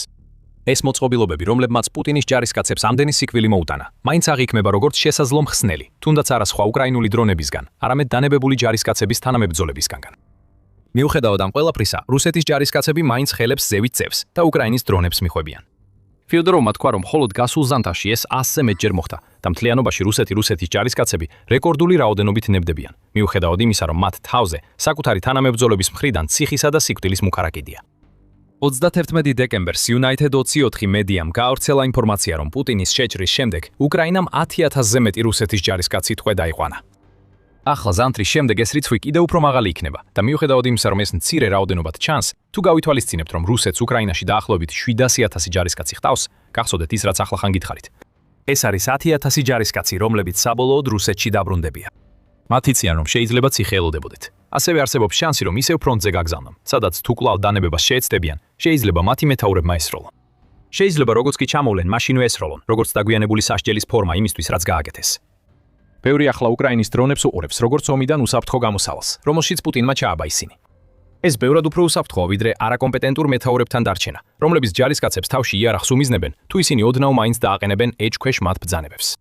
უკრაინამ აქ იპოვა გზა, რომ წაახალისოს უკონტაქტო დანებება. ამით იცავს საკუთარ ჯარისკაცებს და რუსებს აძლევს დანებების საშუალებას, სწორედ იმ დრონების გამოყენებით, რომლებმაც პუტინის ძალები მასობრივად გაანადგურეს. და უკრაინისთვის ერთგვარი უცნაური დამახინჯებული ბონუსია ისიც, რომ ნებისმიერი რუსი, რომელიც ვერ ახერხებს დანებებას, იმიტომ რომ საკუთარი ძალები კლავენ, მაინც უკრაინის გამარჯვებად ითვლება. ეს კიდევ ერთი ჯარისკაცია, რომელიც ბრძოლას გამოეთიშა. რაც შეეხება დრონებს, ისინი უბრალოდ შემდეგ სამიზნეს გადადიან. არ არის გასაკვირი, რომ ახლა რუსეთის ჯარისკაცების ასე ბევრი მზადაა უკრაინულ დრონთან შეხვედრას არჩევს, ვიდრე ბრძოლის ველზე დარჩენას. ციფრები უკვე ცნობილია და რუსეთი განიცდის ყველაზე დიდ ჯარისკაცთა დანაკარგებს თანამედროვე ისტორიაში. ისინი მილიონობით მოდიან, უგრძნობი, გამანადგურებელი. მზად არიან გაანადგურონ ნებისმიერი რუსი ჯარისკაცი, რომელსაც უიღბლოდ მათი გზა გადაეკვეთება. პუტინი იცნობს მათ და ეშინია. მისი ჯარისკაცები სიკვდილამდე შეშინებულები არიან მთელ საბრძოლო ველზე, რადგან უკრაინა უშვებს ომის დამამთავრებელ როის, რომელიც შეუჩერებელი ძალა იქნება. რუსეთის წინა ხაზები ივსება იარაღით, რომელსაც პუტინის ხელქვეითები ძალიან კარგად იცნობენ, FPV დრონებით. მტერი ამას იგრძნობს, განაცხადა უკრაინის პრეზიდენტმა ვოლოდიმირ ზელენსკიმ, როდესაც 13 აპრილს უკრაინელი იარაღის ოსტატის დღეს სიტყვით გამოვიდა. მან ასევე განაცხადა, რომ უკრაინა გადაიქცა ერთ-ერთ მთავარ ძალად იარაღის შემქმნელად და ამ განვითარებას მთავარი მამოძრავებელი ფაქტორი არის მილიონობით FPV დრონი, რომელსაც ახლა უკრაინა აწარმოებს. მათ საფუძველი ჩაუყარეს ყველაფერს, რასაც ახლა უკრაინა აკეთებს. ინტერსეპტორი დრონები, შორმანძილზე მოქმედი რაკეტიანი დრონების ჰიბრიდები და რობოტული სისტემები, რომლებსაც უკრაინა ასევე ავითარებს. ყველაფერი ეს შესაძლებელი გახდა იმიტომ, რომ პუტინის შეჭრამ ქვეყანა აიძულა FPV დრონებში ექსპერტიზა განევითარებინა. რუსეთმა მონსტრი შექმნა და ეს მონსტრი ბრძოლის ველზე პუტინის ძალებს ცოცხლად ჭამს. უკრაინის თავდაცვის ინდუსტრიის შესაძლებლობები წელიწადში მილიონობით FPV დრონს შეადგენს, დაიგრბინა ზელენსკიმ. უკრაინის დრონები ახლა ისტორიულ მანძილებს დაფარავენ, ხოლო მოქმედი რეკორდი 1750 კილომეტრი, ანუ 1087 მილი, ერთ დათმაზე. მალე სავარაუდოდ დაირღვევა, რადგან ფლამინგო, ნეპტუნი, რუტა და სხვა დრონები განაგზობენ განვითარებას. მაგრამ ის ადგილი, სადაც მილიონობით უკრაინული დრონის გავლენა ყველაზე მეტად იგრძნობა, ფრონტის ხაზია. ამას ციფრებიც ამტკიცებს. როდესაც უკრაინის თავდაცვის ინდუსტრია კვლავ და კვლავ ვითარდება, შედეგები ჩანს იმ რეკორდულ დანაკარგებში, რომელსაც რუსეთი განიცდის. ალ-ჯაზირას მიხედვით, მხოლოდ მარტში უკრაინამ დააფიქსირა 25,341 დადასტურებული დანაკარგი, სადაც რუსი დაუპულებისა და დაჭრილების 86%-ზე უპილოტო აპარატები იყო პასუხისმგებელი. ეს დანაკარგების მაჩვენებელი 29%-ით მაღალი იყო ვიდრე თებერვალში, რაც იმდენად დიდი რიცხვია, რომ რუსეთს მარტის 3 დრით მეტი ხანგრძლივობაც კი ვერ გაამართლებს. შეადარეთ 2026 წლის პირველი 3 თვე გასულ წელს და ნახავთ ნამდვილ რეკორდულ მაჩვენებლებს. ამჟამად რუსეთი ყოველ უკრაინის დაპყრობილ კვადრატულ კილომეტრზე 316 დანაკარგს განიცდის. გასულ წელს ეს რიცხვი 120 დანაკარგი იყო. რუსი ჯარისკაცების თითქმის 3-ჯერ მეტი იღუპება იგივე რაოდენობის ტერიტორიისთვის და სწორედ უკრაინის მიერ წარმოებული მილიონობით დრონი იწვევს ძირითადი ზიანის მიყენებას. პროცენტული მაჩვენებლები წყაროზეა დამოკიდებული და განსხვავდება. ზელენსკი თავად ამბობს, რომ დრონები ახლა რუსეთის დანაკარგების დაახლოებით 90%-ზე არიან პასუხისმგებელი, რაც დაახლოებით ემთხვევა ალ-ჯაზირას მტკიცებებს. წინა ხაზზე უკრაინის 431 ცალკეული უპილოტო საჰაერო სისტემების ბატალიონის მეთაური ილია მაშინა ამ მაჩვენებელს უფრო 80%-თან აკავშირებს, თუმცა პროცენტულობაზე კამაც მნიშვნელობა არ აქვს. შეტყობინება, რომელიც პუტინს ყურებში უნდა ჩასჭიჭინონ, ნათელია. უკრაინის დრონების რევოლუცია ანადგურებს რუსეთს. ცაში არსებული საშინელებები მხოლოდ უფრო ძლიერები და შესაძლებლობებით აღჭურვილები გახდებიან. ეს ყველაფერი შესაძლებელი გახდა უკრაინის თავდაცვის სექტორის სწრაფი განვითარებით, რაც უბრალოდ არ მოხდებოდა, რომ არა პუტინის იმპერიისკენ სწრაფვა, რომელმაც გადაფარა ის ლოგიკა, რაც ოდესღაც ჰქონდა. უკრაინა უკვე საკმაოდ ცნობილი იარაღის ექსპორტიორი და მწარმოებელი იყო. Geopost-ის მიხედვით 2016 წელს უკრაინა იარაღის ექსპორტით მსოფლიოში მე-10 ადგილზე იყო. თუმცა ეს მხოლოდ 528 მილიონი დოლარის გაყიდვებს შეადგენდა. ეს რიცხვი თქვენს საბანკო ანგარიშზე კარგად გამოჩნდებოდა, მაგრამ ის ბევრად მცირეა იმ მილიარდებთან შედარებით, რასაც რუსეთი და აშშ იარაღის გაყიდვებიდან იღებენ. გარდა ამისა, როგორც გამოცემა აღნიშნავს, ამ პერიოდის უკრაინის ექსპორტის დიდი ნაწილი საბჭოთა ეპოქის აღჭურვილობას წარმოადგენდა, რომელიც მათ შეაკეთეს და შემდეგ გაყიდეს. ახლა ყველაფერი ბევრად განსხვავებულია. მილიონობით დრონი, რომელსაც უკრაინა ყოველწლიურად აწარმოებს, არა მხოლოდ რუს ჯარისკაცებსა და ტექნიკას ანადგურებს, არამედ ისინი საფუძველს უყრიან მთელ თავდაცვის ინდუსტრიის შექმნას. ინდუსტრია, რომელიც მთელი ევროპისა და ბოლო დროს ახლო აღმოსავლეთის ყურადღებას იპყრობს, რადგან უკრაინის გამოცდილება საჰაერო და სახმელეთო რობოტიკაში უკვე იზიდავს იმგვარ ინვესტიციებს, რომ დრონების წარმოების საოდენობა მილიონებიდან 10 მილიონამდე გაიზარდოს. მალე დაუბრუნდებით უკრაინის იარაღის ინდუსტრიის წარმოუდგენელ ზრდას. საბოლოო ჯამში ეს არის მიზეზი იმ მასშტაბური ცვლილებების, რასაც ახლა ბრძოლის ველზე ვხედავთ. მაგრამ ჯერ მოდით ყურადღება გავამახვილოთ უკრაინის FPV დრონებზე. მიუხედავად იმისა, რომ ვოლოდიმირ ზელენსკი მილიონებზე საუბრისას უკრაინის ყველა დრონს გულისხმობს, FPV დრონები წარმოადგენს იმ ძირითადი ნაწილს, რასაც უკრაინა აწარმოებს. ისინი ასევე იქცნენ დაუძლეველ ძალად, რომელსაც რუსეთის ჯარისკაცები უბრალოდ ვერ უმკლავდებიან. და რომ ავხსნათ რატო, მოდით წამით წარმოვიდგინოთ თავი რუსი ჯარისკაცის ადგილას. ტელეგრაფის ბწკინვალე რეპორტაჟის დახმარებით, რომელიც ზუსტად აღწერს, რას გრძნობ, როცა უკრაინის FPV დრონს ბრძოლის ველზე ხდები. ცდილობ ფრთხილად გადაადგილდებ ბრძოლის ველის ნანგრევებსა და დამწვან სცენარეულობაში. ორივე არის ნიშანი იმისა, რაც ხდება თითქოს არასდროს დასრულებულ ომში. პოულობ თავშესაფრს და იმალები. ზემოდან სუსტად ისმის ბზუილი. გარეთ გახედვისას ხედავ, რომ დრონები ზემოდან ტრიალებენ. არიცი, ესენი გამანადგურებელი FPV დრონებია თუ სადაზვერო დრონები, რომლებიც FPV დრონებს სონებს შენს პოზიციაზე გამოიძახებენ. ყველაფერი რაც იცი, ისაა რომ უნდა დაბრუნდეს სამალავში, რათა დრონებში ჩამონტაჟებულმა კამერებმა არ დაგინახონ. არა რომ ამას მნიშვნელობა ჰქონდეს. შენთვის უცნობია, რომ FPV დრონები მხოლოდ ცაში წრეებს არ უთხრამენ. ისინი მაღალი ბალახისა და ტყიანი ადგილების შუაში იმალებიან, დელოდებიან როდის გაბედავს რომელიმე რუსი ჯარისკაცი წინ წასვლას. FPV დრონები ასევე შენობებში დაფრინავენ, რადგან მათი პატარა ზომა საშუალებას აძლევს ღია ფანჯრებიდან და ნაპრალებიდან გაიფრინონ. საბოლოოდ, სწორედ ეს დრონებია, რომლებიც კიპოვიან. რამდენიც არ უნდა ეცადო დამალვას, უკრაინის უზარმაზარი რაოდენობის FPV დრონები ქვეყანას საშუალებას აძლევს ყველგან მოძებნოს მტერი, იმ ვრცელ სასიკვდილო ზონებში, რომლებიც თავად შექმნა. ისმენდი ზუზუნის გაძლიერებას, როცა დრონები ეძებდნენ დანგრეულ შენობას, სადაც თავშესაფარი იპოვე. იმ დროისთვის, როცა ზუზუნი მძლავრ ხმაურიან ქაოსად გადაიქცა, გაქცევა უკვე ძალიან გვიანი იყო. დრონმა დაგარტყა, ომიდან გამოთიშული ხარ. და კიდევ ბევრია ასეთი მფრინავი საშინელება, რომლებიც შენს თანამებრძოლებს ელოდება. ეს არის ბედი, რომელსაც იზიარებენ ათასობით რუსი ჯარისკაცი, რომლებსაც უკრაინამ შექმნილ უზარმაზარ სასიკვდილო ზონებში აგზავნია. ეს სასიკვდილო ზონები, რომლებიც ფრონტის ხაზიდან ათეულობით კილომეტრზეა გადაჭიმული, უკრაინას საშუალებას აძლევს გამოიყენოს იარაღის სხვადასხვა კომბინაცია, რათა შეანელოს რუსული წინსვლა. ჯარები სპეციალურად შეარჩეულ ადგილებში მიმართოს საარტილერიო ჩასაფრებისთვის და საბოლოოდ გაანადგუროს რუსული შეტევები, მანამ სანამ ისინი რეალურად დაიწყება. ხილები და ეგრეთ წოდებული დრაკონის კბილები ავსებს ამ სასიკვდილო ზონებს, რაც ტანკებსა და ჯავშან მანქანებს გზაზე აჩერებს. მავთუხლართების რგოლი რგოლზეა დაგებული, რაც რუს ჯარისკაცებს აიძულებს ნელა იმოძრაონ, რათა არ დაიჭრან და არ დაისერან. მაგრამ ყველაფრის საფუძველია FPV დრონები, რომლებიც ასობითაა განლაგებული და მუდმივად აკვირდებიან. სწორედ ეს დრონებია, რომლებიც თხრილებში გაჭედილ ტანკებზე ეშვებიან. FPV დრონები ხშირად ის ბოლო რამაა, რასაც რუსი ჯარისკაცი ხედავს, როცა ცდილობს ნელა გაჭრას მავთულხლართები. და ეს ყველაფერი იმის გამოა, რომ უკრაინას ახლა შეუძლია მილიონობით ასეთი დრონის შექმნა, რაც საშუალებას აძლევს, რომ სასიკვდილო ზონები საერთოდ არსებობდეს. FPV დრონების გარეშე ეს სასიკვდილო ზონები უფრო ტრადიციულ თავდაცვებს დაემსგავსებოდა, რომლებიც აქამდე ბევრ სახმელეთო ომში იყო აგებული. ფრხილები და მავთუხლართები ახალი არაფერია. ეს არის თავდაცვითი საშუალებები, რომლებიც იმდენი ხანია გამოიყენება, რამდენიც ტანკები არსებობს. დრონები დამატებითი კომპონენტია. ისინი იმდენად ეფექტურია არა მხოლოდ იმიტომ, რომ უკრაინა FPV დრონების ტექნოლოგიის ოსტატი გახდა, არამედ იმიტომაც, რომ მან იპოვა გზა მასშტაბურად აწარმოოს ეს დრონები.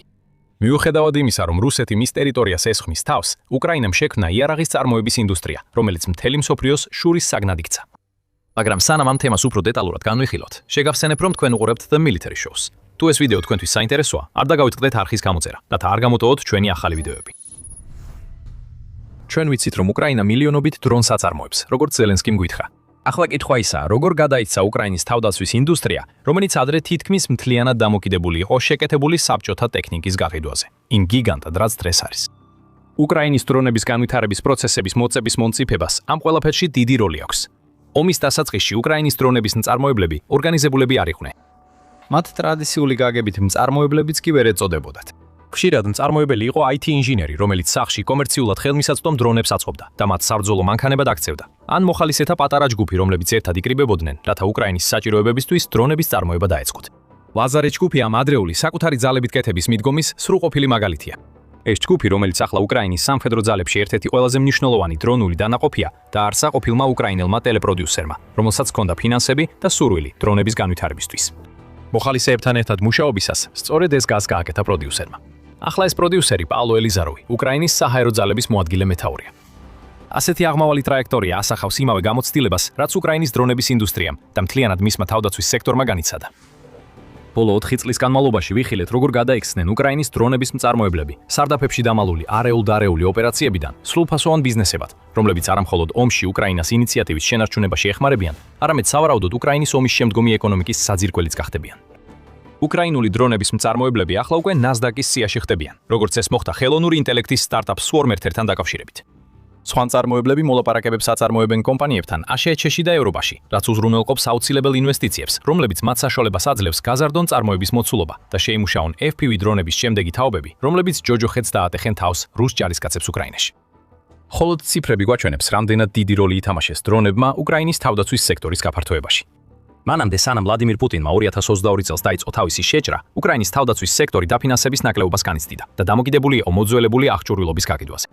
მაგრამ მას შემდეგ მისი ღირებულება მნიშვნელოვნად გაიზარდა. კიევის ეკონომიკის სკოლის მიხედვით, უკრაინის თავდაცვის სექტორის ღირებულება ახლა 6.8 მილიარდ დოლარს შეადგენს, რაც 6-ჯერ აღემატება 2021 წლის მაჩვენებელს. უკრაინაში დაახლოებით 1200 კერძო თავდაცვის კომპანია, რომლებიც ერთად შეძლებენ 50 მილიარდი დოლარის ღირებულების იარაღის წარმოებას, თუ შესაბამის ინვესტიციებს მოიზიდავენ. უკრაინამ 4 წელიწადში 50 მილიარდი დოლარის ინდუსტრია შექმნა, მაშინ როცა მის გარშემო ბომბები ცვივა. ამ ყველაფრის ცენტრში დრონებია. უკრაინის დრონების წარმოების სისტემატიზაციის ერთ-ერთი მთავარი ფაქტორი იყო Brave One სისტემის დანერგვა. 2023 წლის აპრილში დანერგილი და მთლიანად სახელმწიფო საკუთრებაში არსებული Brave One საშუალებას აძლევს უკრაინის მთავრობას გრანტები გასცეს დრონების შემქმნელებსა და სხვა იარაღის მწარმოებლებს. ამ პროგრამის მეშვეობით 10 მილიონი დოლარი იქნა ინვესტირებული. ყველაფერი იმ მიზნით, რომ უკრაინის დრონების შემქმნელებს დაეხმარონ ბიზნესის შექმნაში და არა სავდაფის ტიპის მცირე საქმიანობაში. ადრე ნახსენების Swarmer-ი Brave One-ის მრავალი ბენეფიციარიდან ერთ-ერთი იყო. ეს NASDAQ-ზე ჩამოთვლილი კომპანია წინ წაიწია Brave One-ის 48,000 დოლარიანი ინვესტიციის წყალობით. რამაც კომპანიას საშუალება მისცა გაზრდილიყო იმ მასშტაბამდე, რასაც დღეს ვხედავთ. დღეს უკვე უფრო ტრადიციული ბიზნეს მექანიზმების გაძლიერებას ვხედავთ, რაც ზელენსკის მიერ ნახსენები ტიპის დრონების წარმოებას შესაძლებელს ხდის. პატარა კომპანიები ერთიანდებიან უფრო დიდ დრონების მწარმოებლებში, რის შედეგადაც უკრაინის საერთო დრონების წარმოების დაახლოებით 80%-ს რამდენიმე მსხვილი კომპანია უზრუნველყოფს, რომლებიც გაიზარდნენ იმიტომ, რომ უკრაინამ დაინახა FPV დრონებისა და სხვა უპილოტო აპარატების ღირებულება. ომში ინვესტიციამ უკრაინის დრონების ინდუსტრია დიდ ბიზნესად აქცია. კიდევ ერთხელ ციფრები ყველაფერს აჩვენებს. Kiev Independent-ის მიხედვით უკრაინამ 2025 წელს 4.5 მილიონი დრონი აწარმოა. 2 წლით უკან დაბრუნებისას ეს ციფრები ბევრად ნაკლები იყო. 2023 წელს მხოლოდ 300,000 დრონი იყო წარმოებული. საინტერესოა, რომ ეს იგივე რაოდენობაა დრონების, რომლის წარმოებასაც ASEAN მომდევნო 2 წელიწადში აპირებს. რა თქმა უნდა, ამერიკა ბევრად უფრო მეც ხარჯავს, ბევრად უფრო განვითარებულ შეიარაღებაზე, ვიდრე უკრაინა აწარმოებს. მაგრამ თქვათ, უკრაინა ჩათრეულია ომში, სადაც დრონები ხარჯების შემცირების ბევრ პრობლემას წვეთს. თქვათ, ომი ისეთ ქვეყანასთან, როგორიცაა ირანი, რომელიც იაფფასიან შაჰედის დრონებს ირანებს ობიექტებზე თავდასხმისთვის. მოულოდნელად 300,000 დრონი 2 წელიწადში მცირე რაოდენობად გამოიყურება და ჩნდება სივრცე, რომელიც შეიძლება შეივსოს უკრაინული დრონების მწარმოებლებით, რომლებიც თავიანთ პროდუქტებს ASEAN-ის სამხედრო ძალებს მიყიდიან. ასეთი ტიპის გარიგებები იქნება მიზეზი, რატომაც უკრაინის შესაძლებლობა წელიწადში მილიონობით დრონის წარმოება იმდენად გადამწყვეტი იქნება ომის შემდგომ პერიოდში, როცა ქვეყანა თავის ეკონომიკას აღადგენს. უკრაინამ თავისი FPV დრონებით სახმელეთო ომის წესები შეცვალა და დანარჩენი მსოფლიო უკრაინული ტექნოლოგიის შეძენით ეცდება დაეწიოს მას, როცა ეს ტექნოლოგია რუსეთთან წინააღმდეგობის გასაცევად აღარ იქნება საჭირო. მაგრამ მოდით ერთი წუთით ისევ ბრძოლის ველზე დავბრუნდეთ. უკრაინისთვის ახლა სხვა ქვეყნებისთვის დრონების გაყიდვა მეორე ხარისხოვანია. უფრო მნიშვნელოვანია სადაო ტერიტორიების დრონებით გაჯერება. და ის, რასაც ქვეყნის შიდა თავდაცვის ინდუსტრიის ზრდა უზრუნველყოფს, არის ის, რომ უკრაინა უფრო ნაკლებად დამოკიდებული ხდება სხვა ქვეყნებზე თავისი თავდაცვისთვის, ვიდრე ომის ნებისმიერ სხვა ეტაპზე რუსეთთან. ლავ ხედავთ დიდ პროგრესს შეჭრის პირველ თვეებიდან დღემდე. როდესაც პუტინმა პირველად გაგზავნა ჯარები უკრაინაში, სწორედ უკრაინის მამაცმა თავდაპირველმა თავდაცვამ დააბრუნა რუსეთის ძალები უკან და დაადგინა ის საბრძოლო ხაზები, რომლებიც მას შემდეგ ვიხილეთ. თუმცა თავდაცვა უნდა შენარჩუნებულიყო. წლების განმავლობაში მიზეზი, რის გამოც უკრაინამ შეძლო გადარჩენა და ბრძოლაში დარჩენა, იყო სამხედრო დახმარება, რომელიც მან სხვა ქვეყნებიდან მიიღო. ეს დახმარება რა თქმა უნდა კვლავაც გრძელდება. კიევის ინსტიტუტის უკრაინის მხარდაჭერის ტრეკების მიხედვით, უკრაინამ ბოლო 4 წლის განმავლობაში აშშ-სა და ევროპისგან მიიღო დაახლოებით 316.7 მილიარდი ევრო, ანუ ოდნავ მეტი ვიდრე 373 მილიარდი დოლარი, გამოყოფილი დახმარების სახით. ეს ძალიან დიდი თანხაა და ის უკრაინისთვის აუცილებელი იყო. ეს დახმარება იმას ნიშნავს, რომ უკრაინა ზოგჯერ იძულებული იყო დაეცვა იარაღის გამოყენების ის წესები, რომლებიც მისმა მოკავშირეებმა დააწესეს.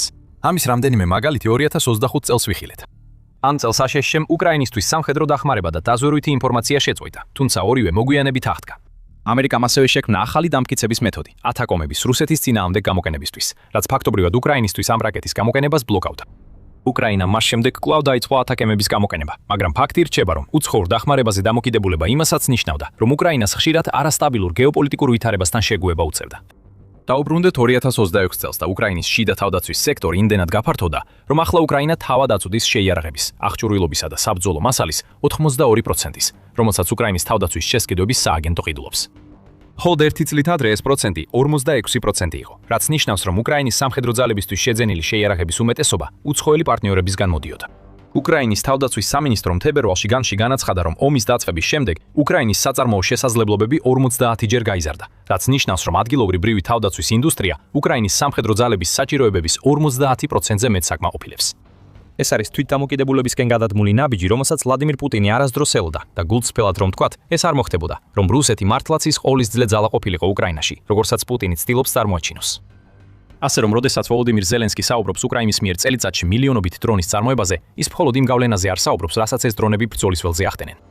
ათასობით რუსი ჯარისკაცის ლიკვიდაცია უკრაინის ადგილობრივი წარმოების იარაღით შეიძლება ყველა სათაოში ხდებოდეს, მაგრამ სინამდვილეში მნიშვნელოვანია ყველაფერი ის, რაც უკრაინას ამ წერტილამდე მიიყვანა.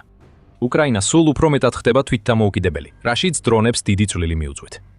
უკრაინის დრონები ასევე აყენებს ქვეყანას ისეთ პოზიციაში, რომ ომის შემდეგ მას შეეძლება იარაღის გაყიდვებიდან მილიარდობით დოლარის მიღება. დღეს კი საშუალებას აძლევს ქვეყანას გააფორმოს თავდაცვის ხელშეკრულებები და მოიზიდოს მილიონობით დოლარი დასავლეთიდან, რაც ყველაფერ ამას ეხმარება უკრაინას პუტინის ძალების წინააღმდეგ თავდაცვაში. მილიონობით დრონი მხოლოდ იმას აღნიშნავს, რომ ყოველ თვე 10,000-ობით რუსი იღუპება. ეს ნიშნავს უფრო ნათელ მომავალს უკრაინისთვის, როდესაც მისი ომი რუსეთთან დასრულდება. შეიძლება თუ არა მეტი გაკეთდეს უკრაინის დრონების წარმოების გასაზრდელად. რა თქმა უნდა, აქ ძალიან მარტივი ლოგიკაა. რაც უფრო მეტ ფულს მიიღებს უკრაინა, იქნება ეს პარტნიორებისგან პირდაპირი შესყიდვები, გრანტების, სესხები თუ სამხედრო დახმარება, მით უფრო გაძლიერდება მისი დრონების წარმოების სექტორი. უკვე ხედავთ ამ სექტორში წარმოების მუდმივ ზრდას. 2023 წელს უკრაინამ 300,000 დრონი აწარმოა, ხოლო 2025 წელს, როგორც უკვე ვთქვით, ეს რიცხვი 4,5 მილიონამდე გაიზარდა. ქვეყნის 2026 წლის მიზანი კიდევ უფრო ამბიციურია. Euromaidan პრესის ინფორმაციით, უკრაინის თავდაცვის მინისტრის მოადგილემ სერგეი ბოიევმა ნატოს ოპერაციული ძალების განვითარების ჩარჩოს აცნობა, რომ უკრაინა 2026 წელს 7 მილიონი დრონის წარმოების მიზანს ისახავს. ეს რიცხვი შესაძლოა კიდევ უფრო მაღალი იყოს. უკვე 2025 წლის ივნისში უკრაინის ყოფილმა თავდაცვის მინისტრმა რუსტომ ომიროვმა განაცხადა, რომ ქვეყნის მიზანმიმართულმა ინვესტიციამ დრონების წარმოებაში უკრაინას ყოველწლიურად 10 მილიონი დრონის წარმოებაში წარმოების შესაძლებლობა მისცა. ასე რომ 2026 წელს 7 მილიონი დრონი შეიძლება 2.5 მილიონით მეტი იყოს წინა წელს წარმოებულ დრონებზე, მაგრამ ეს მაინც 3 მილიონით ნაკლებია იმ შესაძლებლობაზე, რაც უკრაინას თითქმის 1 წლის წინ ჰქონდა. და ვინ იცის, შეიძლება ეს შესაძლებლობა კიდევ უფრო გაზრდილიყო, რადგან უკრაინამ კიდევ უფრო მეტი ინვესტიცია ჩადო ქვეყნის ერთ დროს დანაწევრებული დრონების მწარმოებელი კომპანიების გაერთიანებაში. აქ მთავარი სათქმელი მარტივია. უკრაინა უკვე იმ მდგომარეობაშია, რომ საკუთარი წარმოების მილიონობით FPV დრონით წინა ხაზები დაფაროს. და მიუხედავად იმისა, რომ ეს ნაკადი უკვე ათასობით აღჭობს პუტინის ძალებს, ის შეიძლება ნამდვილ ცუნამად გადაიქცეს. უკრაინას მხოლოდ მეტი დრო და ფული სჭირდება. თუ ორივეს მიიღებს, დრონების რევოლუცია, რომელიც უკრაინამ დაიწყო, მთელი ერის გადამრჩენი იქნება როგორც ომის დროს, ასევე მომდევნო წლებში. ამ ვიდეოში ძირითადად FPV დრონებზე გავამახვილეთ ყურადღება, მაგრამ უკრაინას გაცილებით მეტი აქვს შესთავაზებელი. არის რაღაც, რაც ფიზიკის კანონებს არღვევს და უკრაინაში რუსებს ანადგურებს. უხილავი, აღმოუჩენელი, შეუჩერებელი. ეს წარმოების საოცრებაა. უკრაინის ყველაზე საიდუმლო შავი პროექტის იარაღმა ახლახან დაიწყო ომის მოსაგებად გადამწყვეტი შეტევა, მაგრამ უკრაინა დუმილს ინარჩუნებს. ეს არის ფარული იარაღი, რომლის შესახებაც იციან, რომ ომის მოგებაში დაეხმარება, მაგრამ ჩვენ ვიცით, რომ ის ცაში ერთი მიზეზის გამოა. რუსეთი პანიკაშია ამის გამო. და ზოგიერთი რუსული წყარო კრემლის ნარატივს ეწინააღმდეგება, რათა მსოფლიოს აცნობს უკრაინის ახალ ტერორზე ცაში. უკრაინა იყენებს ტაქტიკური დრონების ახალ თაობას, რომლებიც ყველაფერში სჯობნიან იმას, რაც ქვეყანამ აქამდე შექმნა. ეს დრონები უფრო შორს დაფრინავენ, ვიდრე ყველაფერი, რაც უკრაინას ოდესმე გამოუყენებია ფრონტის ხაზზე. ისინი უხილავები არიან დეტექტორებისთვის, რომლებსაც რუსეთი იყენებს უკრაინის დრონების დასაფიქსირებლად და ისინი მდგრადები არიან ჩახშობისა და სხვა ელექტრონული ომის, ანუ EW ტექნიკის მიმართ, რომელსაც რუსეთი ადრე იყენებდა. ამ დრონებმა დაიწყეს ბრძოლის ველის დომინირება უკრაინის შიგნით და ერთადერთი მიზეზი, რის გამოც ვიცით, რომ ისინი არსებობს, არის ის, რომ რუსები მათზე წუწუნებენ. უკრაინის შეიარაღებულმა ძალებმა დაიწყეს მარსიანელების გამოყენება ჰოლიუკაზე დათმობისთვის. ასე ამოიკითხებოდა სათაური რუსული საინფორმაციო სააგენტო TASS-ისგან 8 აპრილს. უკვე ის ფაქტი, რომ TASS-ი ამ დრონებს მარსიანელებს უწოდებს, გვიჩვენებს, რომ ეს ახალი იარაღები თითქოს ამ სამყაროს არ ეკუთვნის. უხილავი დრონი უკვე აქ არის. ფიზიკის კანონებს არღვევს ფრენისას და ჰოლიუკის რუსეთიდან დანიშნულ მერს ივან პროხოდკოს ბევრი აქვს მათზე სათქმელი. ტერმა დაიწყო ახალი დრონების, სახელად მარსიანელების გამოყენება, რომლებსაც სამწუხაროდ ფრენის სიჩქარე 300 კილომეტრამდე აქვთ საათში, ანუ 186 მილი საათში. აღარ დაფრინავენ ოპერატორის მართით, არამედ ხელოვნური ინტელექტის მიერ იმართებიან, განაცხადა პროხოდკო. ეს რუსეთისთვის საშინელი პერსპექტივაა. ეს დრონები არა მხოლოდ პრაქტიკულად შეუძლებელია აღმოსაჩენი, არამედ ისინი ხელოვნური ინტელექტის გამოყენებით თავად მიიმართებიან სამიზნეებისკენ. ეს მათ კიდევ უფრო შეუჩერებელს ხდის, თუ ეს საერთოდ შესაძლებელია. საბოლოო ჯამში დრონს, რომელიც საკუთარ თავს მართავს, ოპერატორი არ სჭირდება. და თუ ოპერატორები არ არიან, ხაზებს მიღმა სამიზნეც არ არსებობს, რომელსაც რუსეთი დაარტყამს, რათა უკრაინას ამ დრონების კონტროლი შეუწყვიტოს. რუსეთი დაუცველია. უკრაინამ იპოვა იდეალური სასიკვდილო იარაღი. უფრო ზუსტად რომ ვთქვათ, უკრაინამ შექმნა იდეალური იარაღი. და რამდენიმე წუთში ვისაუბრებთ იმაზე, რაც ამ იარაღის შესახებ ვიცით. წუთში. მანამდე ბევრად მეტი რუსი პანიკას განიცდის, ვიდრე ერთი რეგიონული გუბერნატორი, რომელიც ქალაქზე ბატონობს, რომელსაც საერთოდ არ უნდა აკონტროლებდეს. პროხოდკომ კიდევ რამდენიმე მინიშნება გააკეთა და განაცხადა, რომ უკრაინის დრონები ელექტრონული ომის სისტემებისთვის შეუმჩნეველია და დრონების დეტექტორებიც ვერ აფიქსირებენ მათ. თუმცა ეს არის სასტიკი ჩეჩენის სპეციალური ძალების მეთაური, აპტი ალაუდინოვი, რომელიც ახლა რუსეთის მრავალ პროსაომარი სამხედრო ბლოგერიდან ერთ-ერთია, ვინც კრემლის ფარდა ახადა იმაზე, რაც უკრაინამ პუტინის ძალებზე დაატეხა. აპრილის 6-ის ვიდეოში ალაუდინოვმა გაამხილა, რომ უკრაინის ახალი დრონები სრულიად ანადგურებენ რუსეთის ლოგისტიკას ფრონტის ხაზზე და მის ახლო ზურგში. ფაქტობრივად უკრაინამ შემოიტანა ახალი თაობის დრონი, რომელიც სერიოზულ ლოგისტიკურ პრობლემებს ქმნის. ეს დრონები მუშაობენ დღე-ღამეში და სრულიად უხმოები არიან, გარდა ბოლო წამებისა, როცა ეშვებიან, როგორც ვიდეოში ჩანს. ისინი ვერ აღმოაჩენენ ტრადიციული დეტექტორებით და დაცულნი არიან ელექტრონული ომისგან, როგორც ალაუდინოვმა განაცხადა.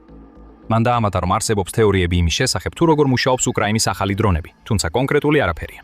ხელოვნური ინტელექტი კვლავაც მთავარი ფაქტორია. უკრაინა შესაძლოა აგდებს მათ Starlink-ით მომუშავე რელეებიდანაც, რაც ზრდის მათ მოქმედების არის. დრონებში ასევე ამონტაჟებენ ფრთებს, რასაც მოგვიანებითაც განვიხილოთ, რაც ზრდის მათ სიჩქარეს და პრაქტიკულად გამოუვალს ხდის მათგან თავის დაღწევას, ამატებს ალაუდინოვი. ეს ყველაფერი შეუძლებლად ჟრერს. მიუხედავად იმისა, რამდენად ეფექტური იყო უკრაინის დრონები ბოლო 4 წლის განმავლობაში, რუსეთმა შეძლო მათ წინააღმდეგ ბრძოლა. თუ მას ელექტრონული ომი ჰქონდა ადგილზე, შეეძლო დრონები ადგილზე შეეჩერებინა. დამახასიათებელი ბზუილი ხშირად ისმოდა, თუნდაც რუსეთის ჯარისკაცებს ადგილზე არაფერი შეეძლოთ შეუმავალი დრონების წინააღმდეგ. ტრეკერები, რადარები და სხვა დეტექტორები მაინც აძლევდნენ პუტინის ძალებს გარკვეულ გაფრთხილებებს, რომ უკრაინის მომაკვდინებელი საფრენი აპარატები მოახლოვდებოდა. ახლა კი აღარაფერი დარჩა. არც გაფრთხილება, არც გაქცევის გზა და რა თქმა უნდა, არც ერთი სიტყვა უკრაინისგან იმის შესახებ თუ რას გამოუშვა რუსეთის ჯარისკაცებზე. თუმცა იყო მინიშნებები, რომ მსგავსი რამ ახლოვდებოდა. მარსიანული დრონების ხსენება შემთხვევითი არ არის, რადგან ეს ტერმინი უკვე გამოჩენილა სიახლეებში. ასევე არსებობს ცნობები სხვა ტექნოლოგიურ მიღწევებზე, რომლებიც უკრაინამ განახორციელა და შესაძლოა დაკავშირებული იყოს ან არ იყოს იმ ახალ დრონებთან, რომლებსაც ახლა იყენებს. მოდით ყველაზე აშკარა კითხვას დავუბრუნდეთ. რა ვიცით ან გგონია რომ ვიცით უკრაინის ულტრასაიდუმლო დრონებზე, რომლებიც ახლა პუტინის მარიონეტებს აშინებენ? მოდით დავიწყოთ მარსიანული დრონის სახელით.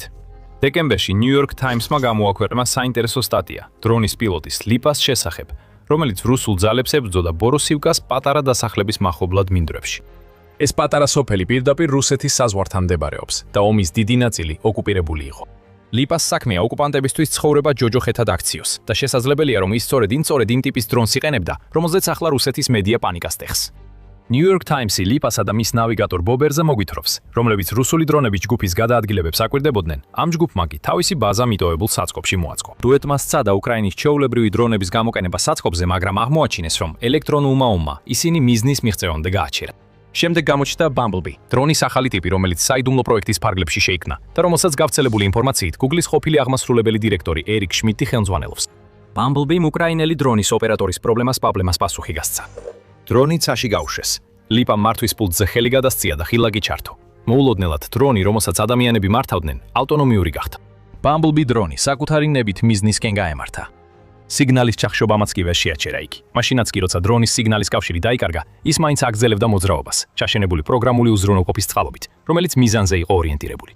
რუსეთის ყველა მცდელობა დრონის შეჩერების უშედეგო აღმოჩნდა. Bumblebee საწყობის კედელს შეეჯახა, რამაც რუსეთის დრონების გუნდს ნათლად ანახა, რომ მათ გადაადგილება მოუწევდათ. თუ ამას არ გააკეთებდნენ, კიდევ მეტი Bumblebee გამოჩნდებოდა. შეიძლება ეს იყო მარსიანული დრონის პირველი ფრენა, რომელიც ახლა შეუმჩნევლად დაფრინავს ოკუპირებულ უკრაინაზე. თუ არა პირველი, თითქმის დარწმუნებით შეიძლება ითქვას, რომ ერთ-ერთი მათგანი იყო. დაახლოებით იმავე დროს New York Times-ი უწყება, რომ რუსი ჯარისკაცები უკრაინის ქალაქების ხარკოვისა და კუპიანსკის გარეთ მსგავს ტიპის დრონთან ჰქონდათ საქმე. ამ დრონების შეჩერების ერთადერთი გზა იყო მათი ჩამოგდება და ეს მხოლოდ მაშინ იყო შესაძლებელი, თუ საკმარისად გაგიმართვა, რომ შეემჩნია ისინი და საკმარისად ზუსტი იყავი, რომ მოგეტყა მანამ, სანამ ისინი თავიანთ სამიზნეებს მიაგნებდნენ. ამ დრონებიდან ერთმა რეგიონში ჯავშან მანქანა გაანადგურა და რუსეთმა მოახერხა უკრაინული დრონის ნამსხვრევების ხელში ჩაგდება. ნამსხვრევები გადაიტანეს ინტეგრირებული უპილოტო გადაწყვეტილებების ცენტრში, რომელიც მოსკოვის გარეუბანში მდებარე რუსული დრონების მწარმოებელი კომპანია. სწორედ მაშინ დაერქვა Bumblebee-ს რუსეთში სახელად მარსიონინი. მარსიონინი რუსულად ნიშნავს მარსელს. ეს სახელი მიენიჭა უკრაინის საიდუმლო ახალ დრონს რუსეთის ვარაუდის საფუძველზე, რომის შექმნილი იყო არა უკრაინაში, არამედ NASA-ს Ingenuity-ის პროგრამის ფარგლებში. ამ პროგრამამ გამოიწვია პატარა და ავტონომიური ვერტფრენის შექმნა, რომელიც საბოლოოდ მარსზე გაფრინდა. თუ ინტეგრირებული უპილოტო გადაწყვეტილებების დაუჯერებთ, უკრაინა ახლა იყენებს ამ დრონის ვერსიას, ან პირდაპირ NASA-დან, ან იმავე ტიპის ტექნოლოგიაზე დაფუძნებულს, რომელიც უზრუნველყოფს უხმაურ და ხელოვნურ ინტელექტზე დაფუძნებულ ფრენას, რაზეც ახლა იუწყებიან უკრაინის ოკუპირებულ ტერიტორიებზე. ჩვენ თქვით, რომ ამ დრონმა ფიზიკის კანონები დაარღვია, მაგრამ მარსზე ფრენით. როგორც ჩანს, რუსეთი ახლა ახალ საფრთხეს ებრძვის, რომელიც პირდაპირ ამ სამყაროს მიღმაა წარმოშობით. უკრაინა ამ ყველაფერზე არაფერს ამბობს, მაგრამ თუ New York Times-ი მართალია, მარსის დრონი ან NASA-მ შეიმუშავა, ან მისი დახმარებით შეიქმნა და უკრაინა მის რუსეთის ძალების წინააღმდეგ გამოიყენა. კიდევ მეტი მინიშნება იყო, რომ რაღაც მსგავსი მოდიოდა, ზოგი ბრძოლის ველიდან, ზოგი კი თავად უკრაინისგან იყო გავრცელებული. მაგრამ სანამ ამაზე უფრო დეტალურად ვისაუბრებთ, ეს არის The Military Show და ჩვენ გაჩვენებთ სრულ სურათს, არა მხოლოდ სათაურებს. გამოიწერეთ არხი ახლავე თუ გსურთ, რომ ყოველთვის ერთი ნაბიჯით წინ იყოთ. ასე რომ კიდევ მეტი მინიშნება უკრაინის ახალ დრონებზე. ამ მინიშნებების ნაწილი მოდის უკრაინულ კომპანიებიდან. 5 დეკემბერს United 24 მედიამ გავრცელა ინფორმაცია, რომ უკრაინულმა თავდაცვის ტექნოლოგიურმა კომპანიამ DoD Solution-მა დაიწყო უკრაინის შეიარაღებული ძალების აღჭურვა ახალი ხელოვნური ინტელექტის ავტოგიდირების სისტემით, რომელსაც შეუძლია მიზნებზე დაფიქსირება მაშინაც კი, როცა ეს მიზნები მოძრაობენ. ვოუში დაფუძნებულმა კომპანიამ განაცხადა, რომ ეს ახალი სისტემა შეიძლება ჩაშენდეს კამიკაძე დრონებში, რათა მათ შეეძლონ თავიანთი მიზნების თვალყურის დევნება GPS-ის ხელის შემსვლელ გარემოში. სხვა სიტყვებით რომ თქვათ, ჯემინგი არ იმუშავებს, სპუფინგი უსამუშაო კი უსარგებლოა. GPS გამორიცხულია ამ სისტემის წყალობით, რომელიც როგორც ჩანს შეიძლება დამონტაჟდეს ნებისმიერ დრონზე, რაც უკრაინას აქვს. სიუჟეტი უფრო საინტერესო ხდება. მარსიანი შეიძლება იყოს დამოუკიდებელი დრონი, მაგრამ მის უკან მდგომი ტექნოლოგია, ან მინიმუმ მსგავსი რამ, შესაძლოა ფართოდი ოსხერმისაწვდომი მთელ უკრაინაში. დავაბრუნოთ დრო მარტის ბოლოსკენ და უკრაინის თავდაცვის სამინისტროც საუბრობს ახალ დრონ ტექნოლოგიებზე. ტელეგრამის პოსტში უკრაინის თავდაცვის მინისტრმა მიხაილო ფედოროვმა განაცხადა, რომ უკრაინამ დაიწყო ახალი თაობის ბომბდამშენი დრონების ტესტირება Brave One-ის საცდელ პოლიგონზე. Brave One არის პროგრამა, რომელიც უკრაინამ შექმნა იმისთვის, რომ წაახალისოს და დაუჭიროს მხარი დრონების მწარმოებლებს მთელი ქვეყნის მასშტაბით, რათა შეიმუშაონ ახალი ტექნოლოგიები, რომლებიც შეიძლება გამოყენებულ იქნას რუსეთის ოკუპანტი ძალების წინააღმდეგ. ახალი თაობის ბომბდამშენები ნიშნავს უფრო დიდ მანძილს, მეტ ტვირთან წეობას, დაცულ კომუნიკაციებს და უსაფრთხო პოზიციებიდან ოპერირების შესაძლებლობას, აღნიშნა ფედოროვმა. მანამდე ფედოროვმა დაამატა, რომ უკრაინა ცდის როგორც მცირე, ისე მძიმე ბომბდამშენებს. პირველი გამოიყენება ქვეითებისა და მსუბუქი ტექნიკის წინააღმდეგ, ხოლო მეორენი გამაგრებული ნაგებობებისა და მძიმე ტექნიკის წინააღმდეგ. თუმცა იყო ერთი პატარა დეტალი, რომელიც ფედოროვმა ტესტირების შესახებ გაამხილა და რომელიც თქვენს ყურადღებას უნდა მიიპყრობდეს. უკრაინის თავდაცვის მინისტრის განცხადებით, თითოეული აპარატი 20 კილომეტრის მანძილზე ელექტრონული ომის პირობებში გამოიცადა, მიზანს მოხდა და უკან დაბრუნდა. კიდევ ერთხელ, ეს აქ არის წინააღმდეგობა რუსეთის ელექტრონული ომისა და ჩახშობის მიმართ. ის რაც თავდაპირველად იყო Bumblebee-ის დრონი, რომელსაც რუსეთმა მარსიანი უწოდა, როგორც ჩანს გადაიქცა ტექნოლოგიად, რომელსაც უკრაინა ყველა სახის დრონში ინტეგრირებს. შორ მანძილზე მოქმედი ბომბდამშენი დრონები, მოკლე მანძილზე მოქმედი მსუბუქი ბომბდამშენები, რომლებიც ქვეითებს ანადგურებენ. და კიდევ არის ფრთოსამი დრონებიც. ხომ არ დაგავიწყდათ ისინი? შეგახსენებთ. უკრაინის ახალი ფიზიკის კანონების დამღვევი დრონების შესახებ თავის ანგარიში ალაუდინოვმა თქვა, რომ ზოგიერთი დრონი, რომელიც მას უნახავს ან რომლის შესახებაც ინფორმაცია აქვს, აღჭურვილია ფრთებით, რომლებიც ზრდის მათ მოქმედების მანძილს და ბევრად უფრო სწრაფს ხდის. 8 აპრილის ანგარიში მილიტანიმ გაამხილა, რომ რუსეთის რუბიკონის დანაყოფმა, რომელიც ქვეყნის ელიტური დრონების ჯგონების ჯგუფია, ასევე იხილა უკრაინის ფრთიანი დრონები მოქმედებაში. ანგარიშში ნათქვამია, რომ უკრაინა თავის FPV კვადროკოპტერ დრონებზე ამაგრებს ფრთებს, რაც აეროდინამიკურ აწევას უზრუნველყოფს და ამცირებს ენერგიის რაოდენობას, რომელსაც FPV დრონები ფრენისას ხარჯავენ. ენერგიის ნაკლები ხარჯვა ნიშნავს, რომ დრონებს შეუძლიათ უფრო შორს გაფრენა, სანამ მათი ბატარეები დაიცლება, რაც მათ საშუალებას აძლევს დაარტყან სამიზნეებს, რომლებიც უფრო ღრმად არიან რუსეთის ხაზების უკან. მაგალითი, რომელიც რუბიკონმა აღმოაჩინა, აღჭურვილი იყო PG-7-ის საბრძოლო თავით, რომელსაც შეუძლია ჯავშან ტექნიკის, ცოცხალი ძალისა და გამაგრებული ნაგებობების განადგურება. ამ ანგარიში ავტომატიზაციის ან ელექტრონულ ომთან წინააღმდეგობის შესახებ არაფერია ნათქვამი, მაგრამ ადვილია მიხვდეს, საით შეიძლება მიდიოდეს უკრაინა ამ ახალ ფრთიან დრონთან დაკავშირებით. თუ სხვა ანგარიშების სიმართლეა, უკრაინას აქვს მოდულები, რომლებსაც შეუძლია დრონებში დიდ ჩათვირთვა და ამის საშუალებით ხელოვნური ინტელექტის გამოყენება ტესტირებისათვის. ეს მოდულები ამჟამად თავდაცვის სამინისტროს მიერ ბომბ-დამშენ დრონებში იტესტება და მარსიანელი შესაძლოა იყოს უნიკალური დრონი, რომელმაც შთააგონა ყველაფერი, რაზეც ახლა რუსეთი საუბრობს. მაგრამ შეიძლება ამ ამბავში კიდევ ერთი მოულოდნელი შემოტრიალება იყოს. აშშ-ის როგორც ჩანს, გარკვეულწილად ჩართულია იმაში, რასაც უკრაინა ახლა რუსეთს უგზავნის. ყოველ შემთხვევაში, NASA ასე ჩანს. უკრაინა ასევე ავითარებს საკუთარ ხელოვნური ინტელექტის დრონების ტექნოლოგიას, ახალი თაობის საშიში და გამარჯვების მომტანი იარარისთვის. თუმცა შეიძლება კიდევ ერთი მოთამაშეს ჩაერთო თამაშში, ევროპა. ყოველ შემთხვევაში, ასე ამბობს ალაუდინოვი, რომელსაც ეს აქვს სათქმელი ავტომატიზირებულ და უხმო მკვლელ დრონებზე, რომლებიც ახლა რუსეთის ძალებს აწუხებენ. ჩვენმა ბიჭებმა რამდენიმე ჩამოაგდეს და დაათვალიერეს. როგორც ჩანს, ისინი ერთობლივადაა წარმოებული: უკრაინა, გერმანია, უკრაინა, ფრანგეთი. ისინი მოდერნიზებულია, უფრო შორს დაფრინავენ ვიდრე ძველები. ხედავთ, რომ ევროპული ქვეყნები ცდილობენ უკრაინაში მიმდინარე ომში თავიანთი ახალი ტექნოლოგიების გამოცდას. შესაძლოა საფრანგეთი და გერმანიაც იყოს ჩართული. ეს დიდი სიურპრიზი არ იქნებოდა, თუ ეს სტანდარტული დრონები იქნებოდა, რომელსაც უკრაინა რუსეთთან მიყენებს. გერმანიას აქვს ერთობლივი საწარმოო პროგრამა უკრაინასთან, რომელსაც დაარქვა აშენე უკრაინასთან ერთად. ხოლო საფრანგეთი უკვე საკმაოდ დიდი ხანია, რაც ერთობლივი პროექტებისკენ მიდის უკრაინასთან. მაგრამ თუ ისინი მონაწილეობენ ხელოვნური ინტელექტით აღჭურვილი დრონების წარმოებაში, რომელსაც ახლა უკრაინა იყენებს, ამას უზარმაზარი მნიშვნელობა აქვს. შესაძლოა ხედავდეთ, რომ აშეთეშუ საფრანგეთი, გერმანია და შესაძლოა კიდევ რამდენიმე უცნობი მოთამაშე თანამშრომლობენ ან ერთმანეთის ტექნოლოგიებზე მუშაობენ უკრაინის დასახმარებლად. ეს შესაძლებელია და ეს თანამშრომლობა კიდევ უფრო აძლიერებს იმ შთამბეჭდავ დრონულ ინოვაციებს, რომლებიც უკრაინამ გამოავლინა რუსეთთან 4 წელზე მეტი ხნის განმავლობაში ბრძოლაში. ერთი რამ, რაც ზუსტად ვიცით, არის ის, რომ რუსული ფრონტის ხაზებიდან ამჟამად წამოსული გზავნილები სრულიად საპირისპიროა იმასთან, რასაც კრემლი სურს, რომ ხალხმა მოისმინოს. პუტინმა და მისმა გარემოცვამ უკრაინის ომის გარშემო ნარატივი შექმნეს. რუსეთი დაუძლეველი ძალაა. რუსეთს ტექნოლოგიური უპირატესობა აქვს.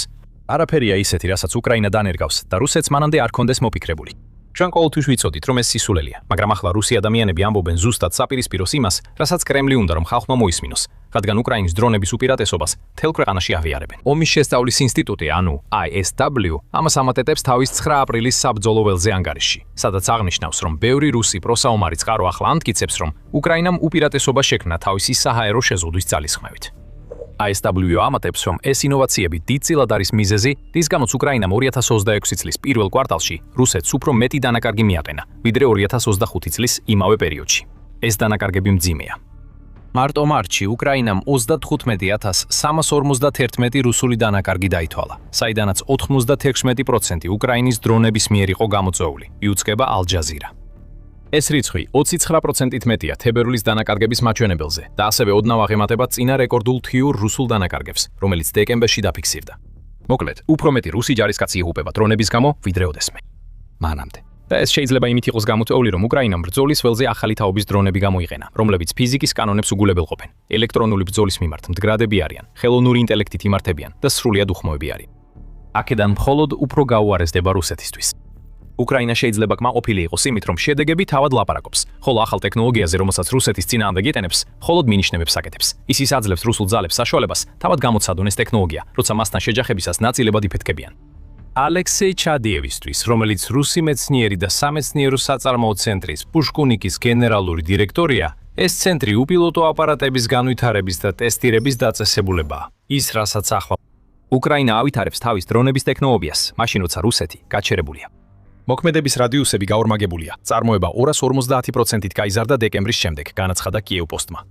მიუხედავად იმისა, რომ რუსეთი კვლავ ეყრდნობა ოპტიკურ ბოჭკოვან დრონებს, რომლებიც ელექტრონულ ომს უძლებენ, მაგრამ მოქმედების რადიუსი შეზღუდული აქვთ კაბელებზე მიბმის გამო, უკრაინა გადადის დრონების ახალ ხელოვნურ ინტელექტზე დაფუძნებულ თაობაზე, რომლებიც რუსეთს ფრონტზეც და ზურგშიც ანადგურებენ.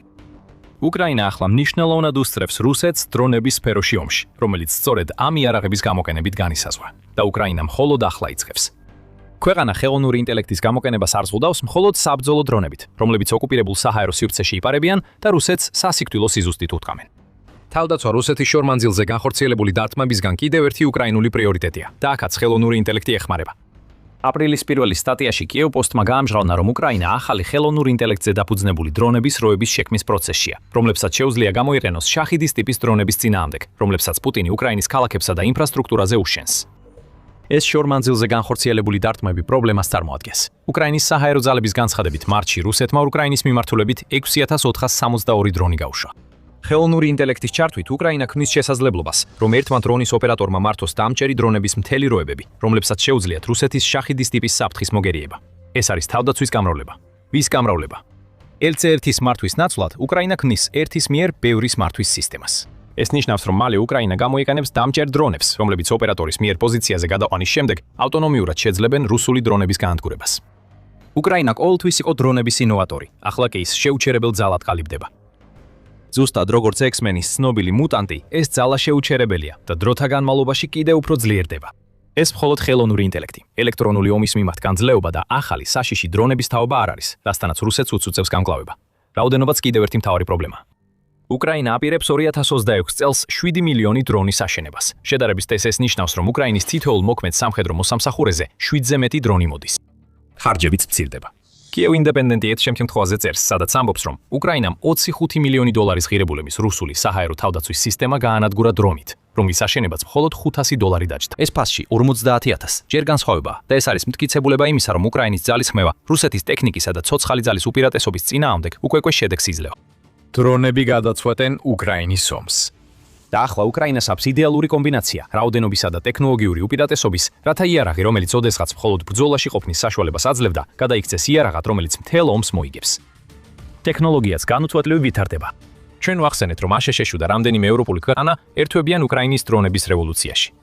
მაგრამ კიდევ ერთი ქვეყანაა, რომელიც ამ პროცესში ჩაერთო და ეს ის ქვეყანაა, რომლის გამოჩენასაც რუსეთი ვერასდროს წარმოიდგენდა. ეს იყო უკრაინის ომის ერთ-ერთი იშვიათი სფერო, სადაც რუსეთს უპირატესობის პრეტენზია შეეძლო. ტაქტიკა, რომელიც უზარმაზარ რაოდენობაზე იყო დამყარებული და რუსეთს საშუალებას აძლევდა, გაენადგურებინა უკრაინის ინფრასტრუქტურა და დაეხოცა უკრაინელი ჯარისკაცები.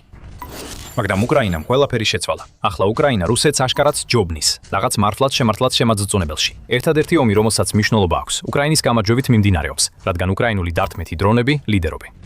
რუსეთი დამთავრდა და უკრაინა ახლა იწევს. პირველად მას შემდეგ, რაც პუტინმა დაიწყო თავისი შეჭრა, უკრაინა ფრონტის ხაზებზე უფრო მეტ დარტყმით დრონს იყენებს ვიდრე რუსეთი. ამის შესახებ აცხადებს პრეზიდენტის ადმინისტრაციის უფროსის მოადგილე პალო პალისა, რომელიც ამბობს, რომ სხვაობა უზარმაზარია და კიდევ უფრო გაიზრდება. დარტყმითი დრონების გამოყენების თანაფარდობა ფრონტზე დარტყმის მხრივ ჩვენსა და მტერს შორის ახლა განსხვავებულია. 1.3-დან 1-ზე ჩვენს სასარგებლოდ. ანუ ჩვენ 30%-ით მეტ დარტყმით დრონს ვიყენებთ, ვიდრე მტერი და ეს შედეგს იძლევა. ეს შედეგები სადაო არ არის. როცა პუტინი იწყებს რუსეთის გაზაფხულის შეტევას სტრატეგიით, რომელიც როგორც ჩანს, მხოლოდ მეტი ცოცხალი ძალის უკრაინის თავდაცვაზე შეხრას გულისხმობს, რუსეთის დანაკარგების მაჩვენებელი იზრდება. მარტში უკრაინა მხოლოდ დრონების დათქმებით 33988 რუსი ჯარისკაცი მოკლა ან დაჭრა. დონეცკში, სადაც რუსეთი შეტევას ახორციელებს ოლქის დასაკავებლად, რომელიც პუტინის პრიორიტეტების სათავეშია, უკრაინის დრონები დიდ როლს თამაშობენ იმაში, რომ რუსეთი თითოეულ დაკავებულ კვადრატულ კილომეტრზე 316 ჯარისკაცს კარგავს. ეს დრონებზე დაფუძნებული გაუმფიტვაა. და ახლა, როცა უკრაინამ დარტყმითი დრონების მხრივ რუსეთს გაუსწრო, ეს პუტინის ძალებისთვის კიდევ უფრო დამანგრეველი გახდება. ოპტიკურ ბოჭკოვანი დრონები, რომელშიც რუსეთს დედს დიდი ხნის განმავლობაში უპირატესობა ჰქონდა, ყველაზე თვალსაჩინო მაგალითია იმ გარდატეხისა, რომელსაც ახლა ფრონტზე ვხედავთ. ეს დრონები, რომლებიც კაბელით არის დაკავშირებული და შესაბამისად ძირითადად დაცულია ჩარევის და სხვა ელექტრონული ომის მეთოდებისგან, რომლებიც სხვა ტიპის FPV დრონებს აწუხებს, დიდი ხნის განმავლობაში უკრაინის თავდაცვისთვის სერიოზული პრობლემა იყო. ახლა ისინი რუსეთისთვის კაბელიან ეკლად იქცნენ. პოლისა ამხელს, რომ ახლა ოპტიკურ ბოჭკოვანი სისტემები უკრაინის მიერ ფრონტის ხაზზე ყოველდღიურად განხორციელებული დრონების დარტყმების 32% შეადგენს. რუსეთისთვის ეს მაჩვენებელი უფრო დაბალია და 24% შეადგენს. ეს გვიჩვენებს, რომ რუსეთი ახლა უფრო მეტად უჭირს ოპტიკურ ბოჭკოვანი დრონების დარტყმების კოორდინაცია, ვიდრე ოდესმე.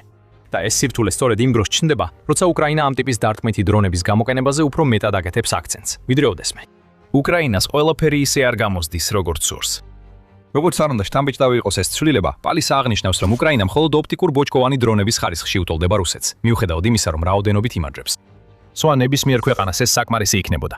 უკრაინისთვის კი ეს იმის მაჩვენებელია, რომ კიდევ უფრო მეტი უნდა გაკეთდეს საბრძოლო დრონების გასაუმჯობესებლად, რათა ყველა შესაძლო დონეზე რუსეთს აჯობოს. გარდა ამისა, მიუხედავად იმისა, რომ უკრაინას საერთო უპირატესობა აქვს, რუსეთი მაინც ინარჩუნებს გარკვეულ უბნებს, სადაც მისი საბრძოლო დრონების სტრატეგია უკრაინას უსწრებს. არსებობს ტერიტორიები, სადაც რუსები ძალისმევას კონცენტრირებენ და ცდილობენ მცირე ცაში უპირატესობის შექმნას, რათა პირველ რიგში თავიანთი სახმელეთო დანაყოფებისთვის ტაქტიკური წარმატების შესაძლებლობა უზრუნველყონ, აღნიშნავს პოლისა. თუმცა ეს ყველაფერი არ აკნინებს იმას, რაც უკრაინამ მიაღწია. ეს ბრძოლის ველზე მასშტაბური გარდატეხაა. რუსეთი კი სასოწარკვეთილად ცდილობს ამის წინააღმდეგ ბრძოლას.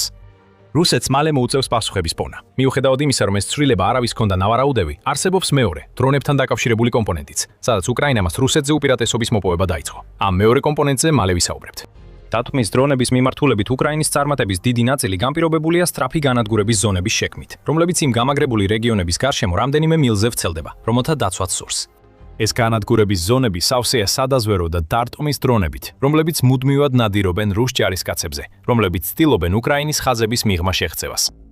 ჯარისკაცებს და ტექნიკას ამჩნევენ, შემდეგ კი დრონები ანადგურებენ მათ.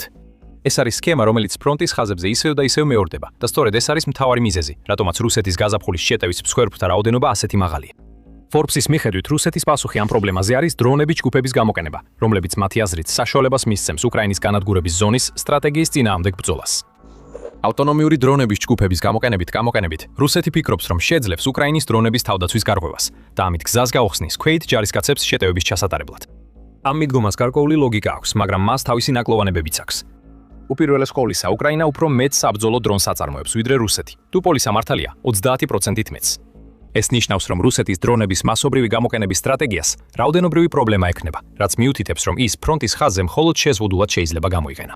ასევე საჭიროა ოპერატორები ამ დრონების მასისთვის. დიახ, ისინი შეიძლება ნაწილობრივ ავტონომიურები იყვნენ, მაგრამ დრონებს მაინც სჭირდებათ ოპერატორები, თუნდაც მხოლოდ იმისთვის, რომ პოზიციაზე მიიყვანონ და ჰაერში გაუშვა. ამ ოპერატორებს უწევთ საკუთარი თავი უკრაინის დარტყმის დრონების მოქმედების არეში მოაქციონ, რაც იმას ნიშნავს, რომ ისინი სამიზნეებად იქცევიან. რადგან რუსეთის მიერ შემოთავაზებული პასუხი უკრაინის დრონების უპირატესობაზე საუკეთესო შემთხვევაში არასრულყოფილია, უკრაინას ახლა აქვს უფლება კიდევ უფრო მეტად გამოიყენოს ის ახალი უპირატესობა, რომელიც თავად შექმნა. როგორც უკრაინა ხშირად აკეთებს, ის ავსებს იმ ერთ სიცარიელეს, რომელიც უკვე ვახსენეთ. პოლიცია ამბობს, რომ ხარისხი, მიუხედავად იმისა, რომ ეს პირდაპირი პრობლემა არ არის, ის არის ის სფერო, სადაც უკრაინას შეუძლია გააუმჯობესოს დათმის დრონების მიმართულებით. ამჟამად ამ სფეროში მას რუსეთთან თანასწორობა აქვს, ხოლო რაოდენობის მხრივ უპირატესობა. თუმცა ბრძოლის ველზე ჩნდება ახალი ტექნოლოგიები, რომლებიც უკრაინის დათმის დრონებს კიდევ უფრო საშიში იარაღად აქცევს, ვიდრე ისინი უკვე არიან. ხელოვნური ინტელექტი, ანუ AI, დიდ როლს ასრულებს უკრაინის მცდელობაში, რომ ხარისხის მხრივ ცხივ წინ წავიდეს. აპრილის 9-ის ანგარიში კიევის პოსტმა განაცხადა, რომ უკრაინის სამხედროებმა გამოუშვეს ხელოვნური ინტელექტით აღჭურვილი ტაქტიკური დრონების ახალი თაობა, რომლებიც ჯემინგის მიმართ მდგრადია და რთულია მათი აღმოჩენა რადარებისთვის, რომლებიც დრონების ელექტრონულ სიგნატურებს ეძებენ. ეს ახალი AI დრონები მხოლოდ ჩამოგდების მხრივ არ არის რთული. ისინი უფრო შორსაც დაფრინავენ, ვიდრე ის შეტევითი დრონები, რომლებიც უკრაინას უკვე აქვს.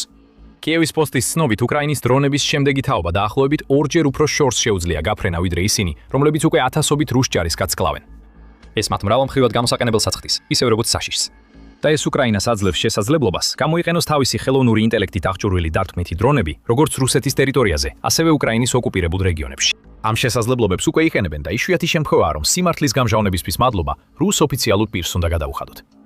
ივან პროხოტკო, რომელიც რუსეთის მიერ დანიშნული მერია ოკუპირებულ ქალაქ გოლივკაში, ამბობს, რომ საკუთარი თვალით ნახა უკრაინის ახალი ხელოვნური ინტელექტით აღჭურვილი დრონების როები. ტერმა დაიწყო ახალი დრონების გამოყენება, რომლებსაც მარსიანელები ეწოდებათ, რომელთაც სამწუხაროდ აქვთ ფრენის სიჩქარე 300 კმ/სთ, 186 მილისაათში. ისინი აღარ დაფრინავენ ოპერატორის მართვით, არამედ იმართებიან ხელოვნური ინტელექტით. იუწყება კიევ პოსტი პროხოტკოს სიტყვებზე დაყრდნობით. მან დაამატა, რომ ისინი ელექტრონული ბრძოლის სისტემებით ვერ აღმოაჩენენ და დრონების დეტექტორებიც ვერ აფიქსირებენ. ასებობს ხმები, რომ ეს დრონები ერთობლივი წარმოების შეთანხმებების შედეგია გერმანიასა და საფრანგეთთან, მაგრამ რუსეთისთვის ეს ყველაფერი ნიშნავს იმას, რომ უკრაინას ახლა აქვს დარტყმითი დრონები, რომლებიც უფრო შორს დაფრინავენ, უფრო ძლიერად ურტყამენ და ამით უკრაინა ზრდის რაოდენობრივ უპირატესობას, რომელიც ახლა ხან მოიპოვა. რაც შეეხება უფრო შორს ფრენას, ეს დიდი პრობლემა რუსეთისთვის კიდევ უფრო მძიმდება. აპრილის 8-ის სტატიაში United 44 მედიამ გაავრცელა ინფორმაცია, რომ უკრაინა ასევე მუშაობს FPV ტიპის ახალ დრონზე, რომელსაც შეუძლია რუსეთის ხაზების მიღმა უფრო ღრმად დარტყმა. ისევ იუწყებიან, რომ ეს სისტემა უკვე გამოიყენება და მისი მოქმედება ვიდეოზე დააფიქსირა რუსეთის ელიტურმა რუბიკონის დრონების დანაყოფმა.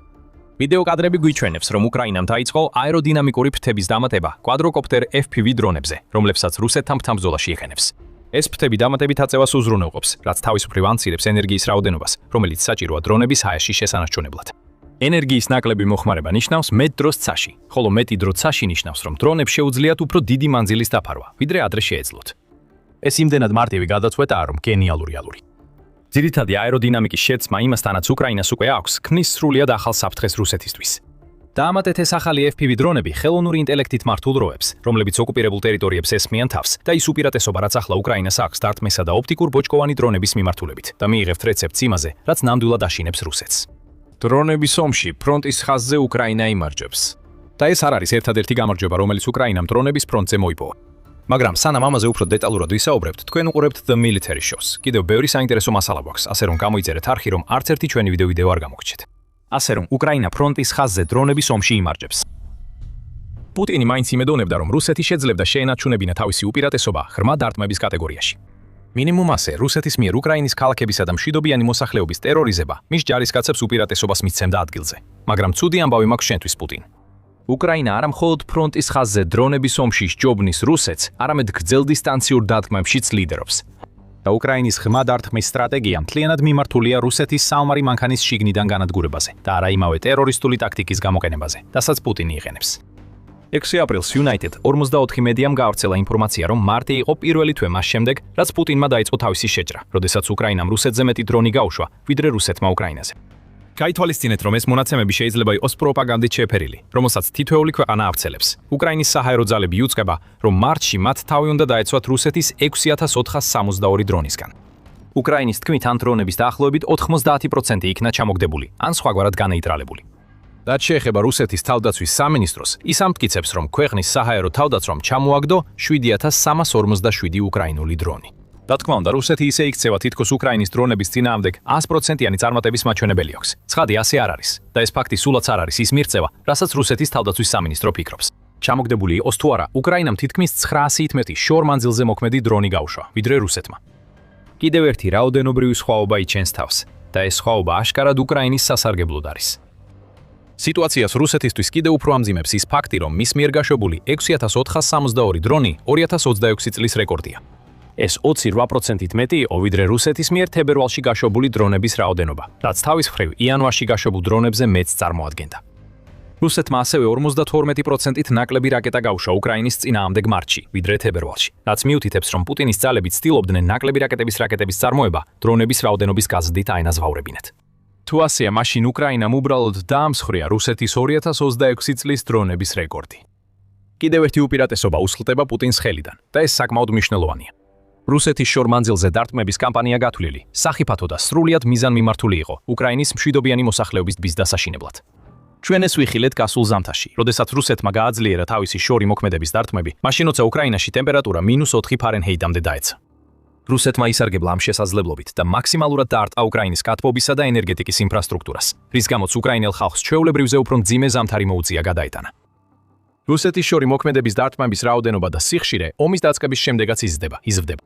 New Voice of Ukraine აღნიშნავს, რომ 2022 წელს რუსეთმა 3010 დრონით თავდასხმა განახორციელა. მომდევნო წელს ეს რიცხვი თითქმის გაორმაგდა და 6011-ს მიაღწია. 2024 წელს ეს რიცხვი 15955 იყო, ხოლო 2025 წელს დრონით თავდასხმების რაოდენობამ 26327 მიაღწია. ეს რიცხვები ასახავს შორი მოქმედების დარტყმების მუდმივ ესკალაციას, რაც როგორც გამოცემა აღნიშნავს, მხოლოდ 2025 წლის პირველ 11 თვეში 2122 უკრაინელ მშვიდობიან მოქალაქეს სიცოცხლის ფასად დაუჯდა. დეკემბრისთვის კიდევ 10522 ადამიანი იყო დაჭრილი და ეს რიცხვები ომის საერთო საშინელ სამოქალაქო დანაკარგებს კიდევ უფრო ზრდის. უკრაინა პასუხობს რუსეთის სიღრმისეულ დარტყმებს. სანამ ამას განვიხილავთ, უნდა აღვნიშნოთ, რომ უკრაინა ცეცხლს ცეცხლით ვებძვის.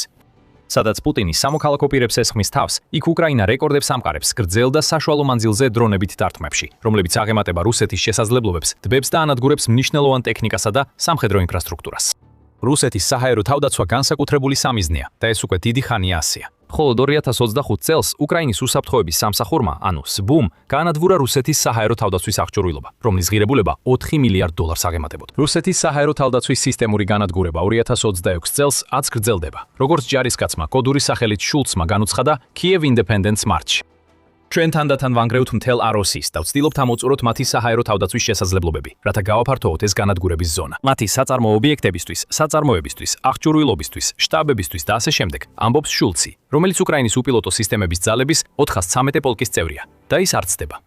2025 წლის ივნისიდან 2026 წლის მარტამდე უკრაინის დადასტურებული თავდასხმების თითქმის მესამედი მთელ რუსეთსა და ოკუპირებულ ტერიტორიებზე მიზნად ისახავდა საჰაერო თავდაცვის ინფრასტრუქტურას ხოლო კიდევ უფრო მეტი კონცენტრირებული იყო რუსეთის ანტიჰაერო და საჰაერო წვდომის შეზღუდვის საშუალებებზე.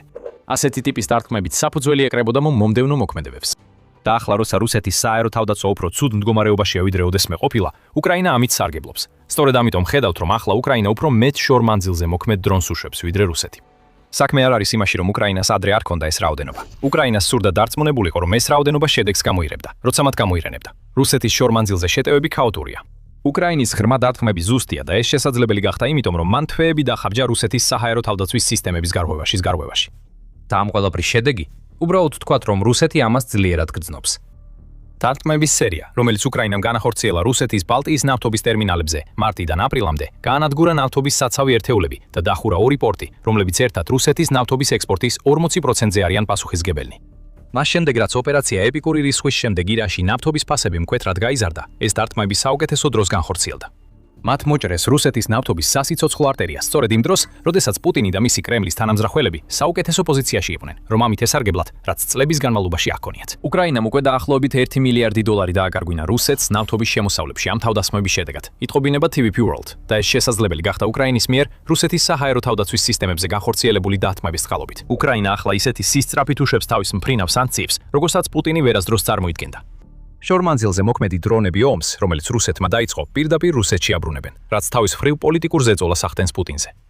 რუსეთს სპეციალური სამხედრო ოპერაციის დროს უკრაინის სწრაფად დაპყრობა ჰქონდა განზახული.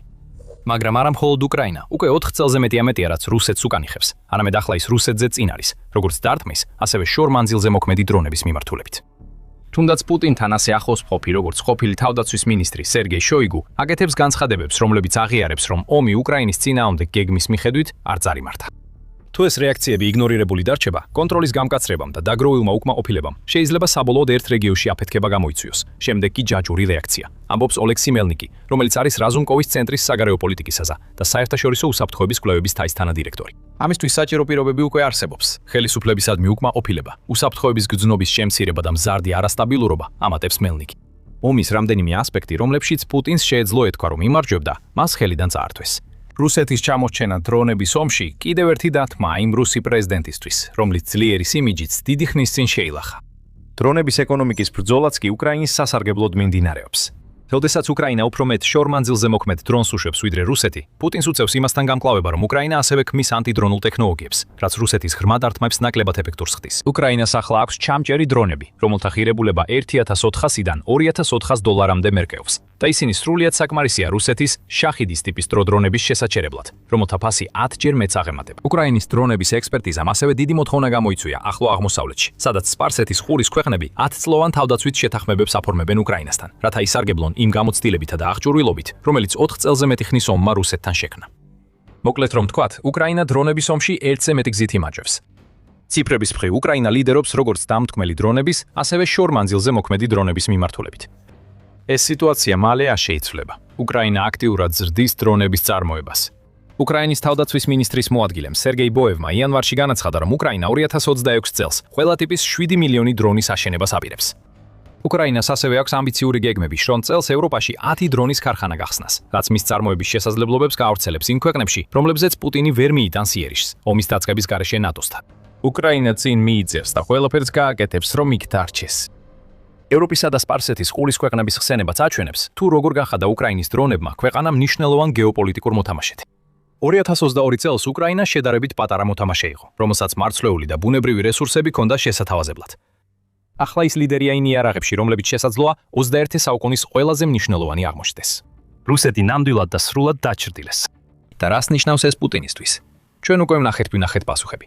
რუსეთის კიდევ უფრო მეტი ჯარისკაცი იღუპება, რადგან უკრაინაში გაზაფხულის შეტევის კატასტროფულმა დასაწყისმა ამ ძალები უკრაინის 11 დრონების კედელს შეაჯახა. რუსეთის შიგნით და ოკუპირებულ ტერიტორიებზე საჰაერო თავდაცვა, ნავთობი და ყველა სხვა სამხედრო ობიექტი იწვის. უკრაინა გლობალურ არენაზე მთავარ გავლენიან ძალად იქცევა, რადგან პუტინის ძალაუფლება სუსტდება. და შემდეგ არის ციფრები. უკრაინას უბრალოდ მეტი აქვს. ის უფრო მეტ დარტყმით და შორმანძილზე მოქმედ დრონს უშვებს ვიდრე ოდესმე. უფრო მეტ დრონს ვიდრე რუსეთს შეუძლია გაუმკლავდეს. და როცა 2026 წლის დარჩენილ პერიოდს გეგმავს, ერთი რამ ზუსტად ვიცით. უკრაინა დრონების ომში მხოლოდ უფრო გაძლიერდება. უკვე მწყობრიდან გამოიყვანა რუსეთის ბალტიისპირეთის სასიცოცხლო არტერია. და უკრაინამ აჩვენა, რამდენად ეფექტური შეიძლება იყოს მისი დრონები, როცა რუსეთის სანაპიროებს ჯოჯოხეთური კვირა მოუწყო. პორტები, რომლებიც ადრე ხელშეუხებლად მიიჩნეოდა, ახლა იწვის და ეკონომიკური ზარალი კიდევ უფრო უკან დაახევს რუსეთს უკრაინასთან დრონების ომში. ომის საშიში ახალი ფაზა დაიწყო და მეტი ინფორმაციისთვის შეგიძლიათ უყუროთ ჩვენს ვიდეოს. თუ მოგეწონათ ეს ვიდეო, აუცილებლად გამოიწერეთ Military Show, რომ ყოველთვის ნახოთ ჩვენი ანალიზი უკრაინის ომის უახლეს მოვლენებზე. მადლობა ყურებისთვის.